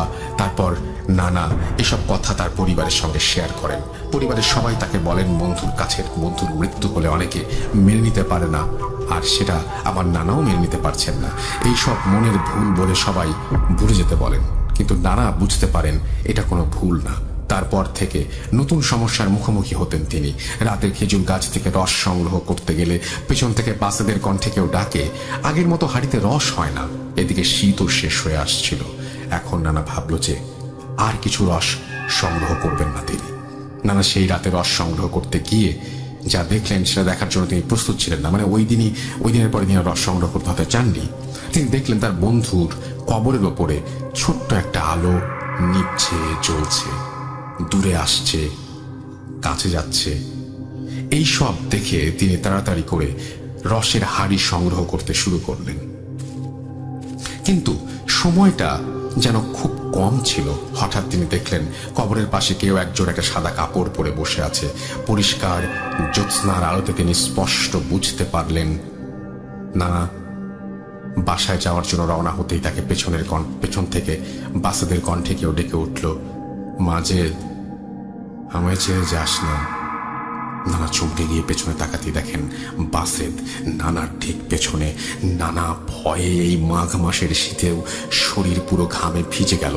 হঠাৎ বাসেদ তার হাত ধরে বলছে, আমার সাথে চল, আমার একা থাকতে কষ্ট হচ্ছে, তুই আমার সাথে চল, আমি তোকে নিয়ে যেতে এসেছি। এই কথা শোনার পর আমার নানা নিজেকে আর ধরে রাখতে পারলেন না। কখন তিনি সেন্সলেস হয়ে গেছেন তিনি নিজেও বুঝতে পারেননি, তিনি নিজেও জানেন না। কিন্তু তিনি যখন বুঝতে পারলেন যে দূর থেকে ফজরের আজান শোনা যাচ্ছে, তখন তিনি আবিষ্কার করলেন তাকে তার নিজের বাড়িতে। হুজুরকে সব ঘটনা খুলে বলার পর তিনি বলেন ওটা একটা বদ জিন ছিল। বাসেদ তার নানার অনেক ক্ষতি করতে চেয়েছিল, তারই শিকার। পরবর্তীতে নানা কিন্তু তার ভাগ্য ভালো যে কিছু করতে পারেনি। তারপর সেই হুজুরের চিকিৎসাতে নানা আস্তে আস্তে সুস্থ হয়ে ওঠে। এটাই ছিল আমার নানার সাথে ঘটে যাওয়া ঘটনা। বিশ্বাস করা বা না করাটা আপনার ব্যাপার। আমার নানা এখনো বেঁচে নেই, আল্লাহ তাকে যেন জান্নাতবাসী করেন। ভালো থাকবেন সবাই, আর আমার জন্য দোয়া করবেন। আমার কাছে আরো অনেক ঘটনা রয়েছে, গ্রামের ঘটনা, সুন্দর ঘটনা। সময় করে লিখে পাঠাবো। আসসালামু আলাইকুম। রোহান খান, নামাজগড়, বগুড়া। আমরা চলে যাব আমাদের পরবর্তী ঘটনা। এটাই ছিল ঘটনা। আশা করছি আপনাদের ভালো লেগেছে এবং আমি জানি যে আপনারা যারা শুনছেন তারা অনেকেই হয়তো বাইক চালান এবং বাইক রিলেটেড একটা ঘটনা শুনে আসলে কেমন হয়। মাঝে মাঝে কিন্তু আমরা বাইক রিলেটেড এরকম অনেক ঘটনা পাই, তাই না? তো আমরা পরবর্তী যে ঘটনাটি শুনবো সেটি বাইক রিলেটেড একটি ঘটনা। আশা করছি যে এই ঘটনাটিও আপনাদের ভালো লাগবে এবং এই ঘটনাটিও আপনাদের সমানভাবে আনন্দ দেবে। চলুন কথা না বাড়িয়ে আমরা বাইক রিলেটেড ঘটনা চলে যাই এবং 31 অক্টোবর মনে করিয়ে দিই হ্যালোউইন। আপনারা বেশি বেশি করে ঘটনা পাঠান হ্যালোউইন স্পেশাল এপিসোডের জন্য। যদি কেউ স্টুডিওতে এসে হাজির হতে চান তাহলে সেটাও করতে পারেন।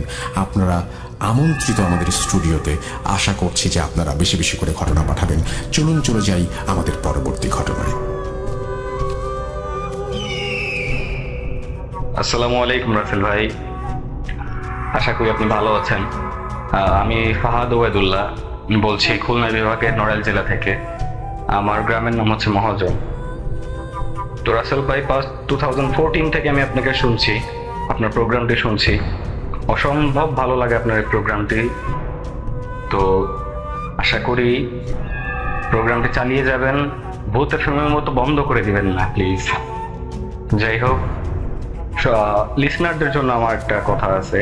লিসনার যারা শুনছেন সবাইকে বলছি যে অনেকে আছেন বিশ্বাস করেন না, অনেকে আছে বিশ্বাস করেন। তো আমি একটা কথাই বলতে চাই যে এগুলা যাদের সাথে ঘটে, যারা এক্সপেরিয়েন্স করে, একমাত্র তারাই বুঝে আসলে এগুলা আসলেই ঘটে কিনা। আর আমিও রাসেল ভাইয়ের মতো একটা কথা বলবো, বিশ্বাস করা না করা একমাত্র আপনারই ব্যাপার, সম্পূর্ণ আপনার ব্যাপার। তো যাই হোক, আমি ঘটনায় চলে যাচ্ছি। তো ঘটনার দিন আমাদের একটা পিকনিকের প্রোগ্রাম হয় বাজারে। তো আমরা 10-12 জন ফ্রেন্ড মিলে পিকনিকটা করছি। তো রান্না বান্না তখনও 10টা বাজে, আরো মিনিমাম 1 ঘন্টা লাগবে রান্না বান্না শেষ হইতে। তো ভাবলাম যে এই সময়টা লেটস হ্যাভ আ রাইড। আমাদের একটা পালসার বাইক ছিল। তো আমি আর আমার একটা ফ্রেন্ড, ওর নাম হচ্ছে প্লাবন, আমরা দুজন মিলে একটা আমাদের গ্রামের ভিতর দিয়ে মেইন রোড, বললাম যে ওই রোডটাতে আমরা একটু স্পিড অ্যাচিভ করার ট্রাই করি, কতটুকু উঠে, মানে এই বয়সটাতে এই এজটাতে যা হয় আর কি, যদি ওটা ঠিক না। তো আমাদের গাড়ি আমরা চালাচ্ছি প্রায় 90-95+। তো আমাদের ওই রাত 10টার সময় প্রায় কি পুরোই ফাঁকা হয়ে যায় পুরো রোডটা। তো আমরা এরকম স্পিডে চালাচ্ছি। তো আমি রাইড করতেছিলাম। তো আমাদের এখানে একটা গ্রাম আছে, নাম হচ্ছে মাটিয়াডাঙ্গা। তো মাটিয়াডাঙ্গার তিনটা রোডের একটা জয়েন্ট আছে, জয়েন্টের ওখানে একটা বট গাছ, আর বট গাছের আগে বেশ কিছু বাঁশ ঝাড়, লাইক দুই পাশ থেকে উঠে পুরো রোডটাকে একদম কভার করে দিছে, বেশ খানিকটা জায়গা কভার করা। তারপর হচ্ছে বট গাছটা, 3টা মাথার মোড়। তো ওই বাঁশবাগানের ওই জায়গাটা এসে আমাদের বাইক টোটালি ইঞ্জিন অফ হয়ে যায়, হেডলাইট অফ হয়ে যায়, টোটালি আমরা সেকেন্ডের ভিতরে ব্ল্যাঙ্ক আউট।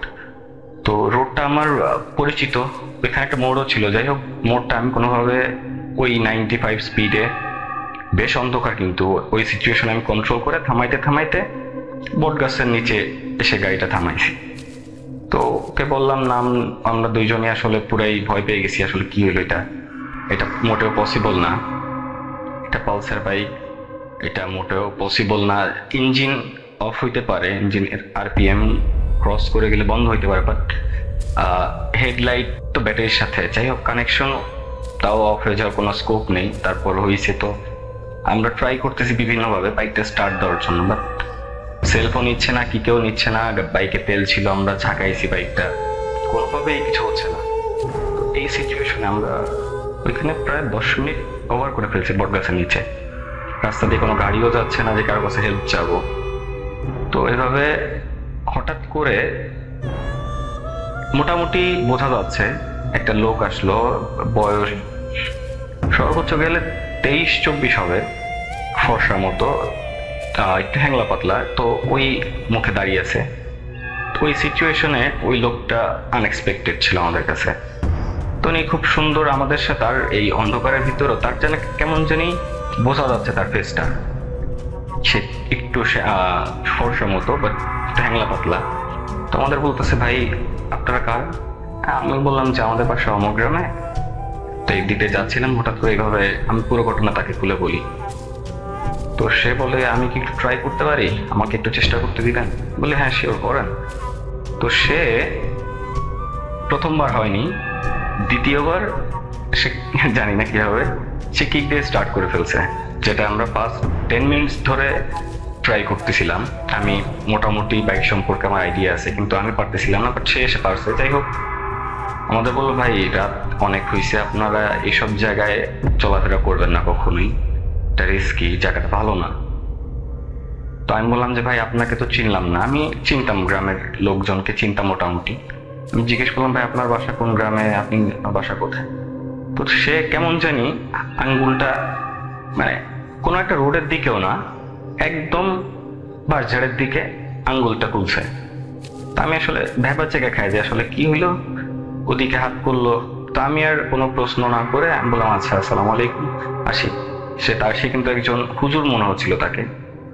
তো সালাম দিয়ে আমি অনেক কাজ করতে পারছি যে আসলে বিষয়টা কি হচ্ছে, বা মানে আমার কেমন জানি এবার একটু সন্দেহ হচ্ছে। তো আমি আমার ফ্রেন্ডটাকে, প্লাবনকে, জাস্ট 2 সেকেন্ড বাইকটা আমি চালাইছি, 5 হাত বা 6 হাত আমরা আগাইছি। তো ওকে আমি বললাম যে ভাই পিছনে তাকাতো। তো জাস্ট পিছনে তাকায় বললো যে, পিছনে ঘুরে বললো যে ফাহাদ বাইক জোরে টানো। তো মানে টোটালি সে ওই 2 সেকেন্ডের ভিতরে হাওয়া, একদম হাওয়া, সে তাকে আমাদের দেখার কথা, কিন্তু সে 2 সেকেন্ডের ভিতরে কোন দিকে গেল হাওয়া। তো আমি বাসায় চলে আসি বাইক টেনে, ওই দিন আর পিকনিকে যাইনি। তো ভাই আমি পরে খোঁজখবর নিয়েছি, বাইকের কাছেও খোঁজখবর নিয়েছি। এটা আসলে বাইকটা ব্যাটারি থেকে কোনোভাবেই, হেডলাইট তো ব্যাটারিতে চলে, তো কোনোভাবে বন্ধ হওয়ার কথা না। তো আর একটা বিষয় হচ্ছে, গ্রামের কিছু প্রবীণ মুরব্বীদের কাছে আসলে বিষয়টা আমি মেনে নিতে পারতেছিলাম না। তো আমি যেহেতু আপনাকে আমি শুনি, আসলে আমার ইচ্ছে ছিল যে দেখি এটা গভীরে যে কি হয়। তো আমি প্রবীণদের কাছে জিজ্ঞেস করে শুনলাম যে আমাদের ওই দিক দিয়ে বাস চলাচল করে, আমাদের বাসার সামনে দিয়ে, মহাজন টু ঢাকা। তো ওই রোডে এক সময় একটা ড্রাইভার দেখছে যে রোডের ভিতরে অনেক বড় একটা অজগর, লাইক অনেক বড়। তো এটা আসলে আমার শোনা, মুখ প্রবীণদের কাছ থেকে শোনা, আমার নিজের বানানো কথা না। তো এটা দেখে সে মানে কন্ট্রোল করতে যেয়ে ভয় পেয়ে যে ওই বট গাছের গোড়ায় মেরে দিছিল। ইভেন এখনো গাছে একটু হইলে বোঝা যায় যে আসলে এখানে বড় একটা আঘাত আছে গাছে। তো গাছে মেরে দেয়। তো সে তার সাইডটা বাঁচায় নেয়, তার অনেক বেশি তো মানে তার হতাহত হয়নি, সে অনেক বেশি কাটা ছেঁড়া, সবারই খুব বাজে অবস্থা ছিল। তো এটাই হচ্ছে ঘটনা। তো আমার যা মনে হচ্ছে ভাই, আমার মনে হলে কি হবে তারপরও বলি, যেমন হতে পারে যে আমরা এই যে ঘটনাটা, এই জায়গাটা আসলেই খারাপ, আমরা যেটা ফেস করছি, কোন একটা ভালো কিছু এসে আমাদেরকে সেভ করছে, আমাদের সাথে হয়তো খারাপ কিছু হতে পারতো। তো এইটা আমি জানি না এটা কোনো ভৌতিক কাহিনী কিনা, এটা কি আসলে আমার লাইফে ঘটছে, এটা আমার কাছে হরর মনে হয়েছে। লিটারেলি আমি একা একটা রুমে বসে আপনাকে বলছি, তা আমার লিটারেলি আমি ঘেমে যাচ্ছি। তো এই ছিল রাসেল ভাই ঘটনা। ভালো থাকবেন, আমার জন্য দোয়া করবেন। ভূত FM, ভূত.com, এখন তো ভূত.com চালিয়ে যান। যদি আমার এই ঘটনাটা সিলেক্টেড হয় আমাকে অবশ্যই জানাবেন। আপনার ফিডব্যাকের জন্য আমি আসলে অধীর আগ্রহে অপেক্ষা করতেছি। আবার আপনাদের স্বাগত জানাচ্ছি আমি রাসেল, ভূত.com-এ। আশা করছি আপনাদের ঘটনাগুলো আজকে আনন্দ দিতে পেরেছে। সামনে হ্যালোইন, আপনাদের ঘটনার প্রত্যাশী আমরা, এবং আশা করছি যে আপনারা ঘটনা পাঠিয়ে দিবেন খুব দ্রুত। এবং সেই ঘটনা পাঠাতে হলে আমাদের ইমেল অ্যাড্রেস মনে রাখতে হবে। আমাদের ইমেল অ্যাড্রেস হচ্ছে russell.booth.com@gmail.com। আপনার নাম, ঠিকানা এবং ফোন নাম্বার সহ আপনার জীবনে ঘটে যাওয়া বা আপনার জানা সেরা ঘটনা লিখে পাঠিয়ে দিন আমাদের কাছে। ঘটনার শুরুতে অবশ্যই উল্লেখ করুন যে ঘটনাটি আপনি স্টুডিওতে এসে শেয়ার করতে চান, নাকি আপনি চান আপনার ঘটনা আমরা পড়ে শোনাই। যারা দেশের বাইরে রয়েছেন তারা সরাসরি অডিও ক্লিপ পাঠাতে পারেন বা লিখেও পাঠাতে পারেন ঘটনাটি। আপনাদের লেখা যেমন চমৎকার, আপনাদের অনেকের বলা চমৎকার। একটা চমৎকার ঘটনা আমি এই সপ্তাহে ফেলে দিয়েছি, যেটা ফেলে দেওয়া একেবারেই উচিত হয়নি, কিন্তু যিনি রেকর্ড করেছেন তিনি রাস্তার মাঝখানে হয়তো করেছেন, চারিদিকে অনেক হর্ন, অনেক গাড়ির আওয়াজ, দেশের বাইরে করেছেন তিনি। হয়তো ওইটুকু সময় তিনি ফ্রি মানে ছিলেন, বা ওইটুকু সময় তিনি আলাদা করে রাখতে পেরেছিলেন ভূত.com-এর জন্য। I am really sorry, but মানে আপনারা কি হয়তো শুনতে পেতেন না, থেকে রিকোয়েস্ট করেছি আবার নতুন করে ঘটনাটি একটা হোয়াইট প্লেসে রেকর্ড করে দেওয়ার জন্য।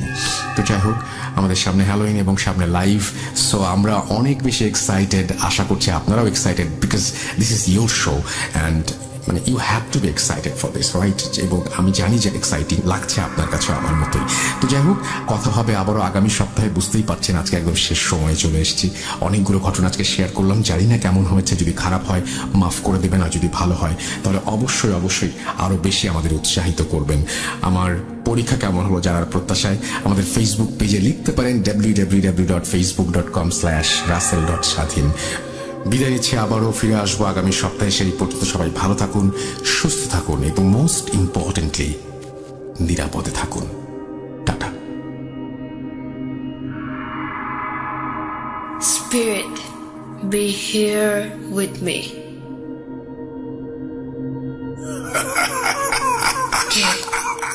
কে তুমি? ভূত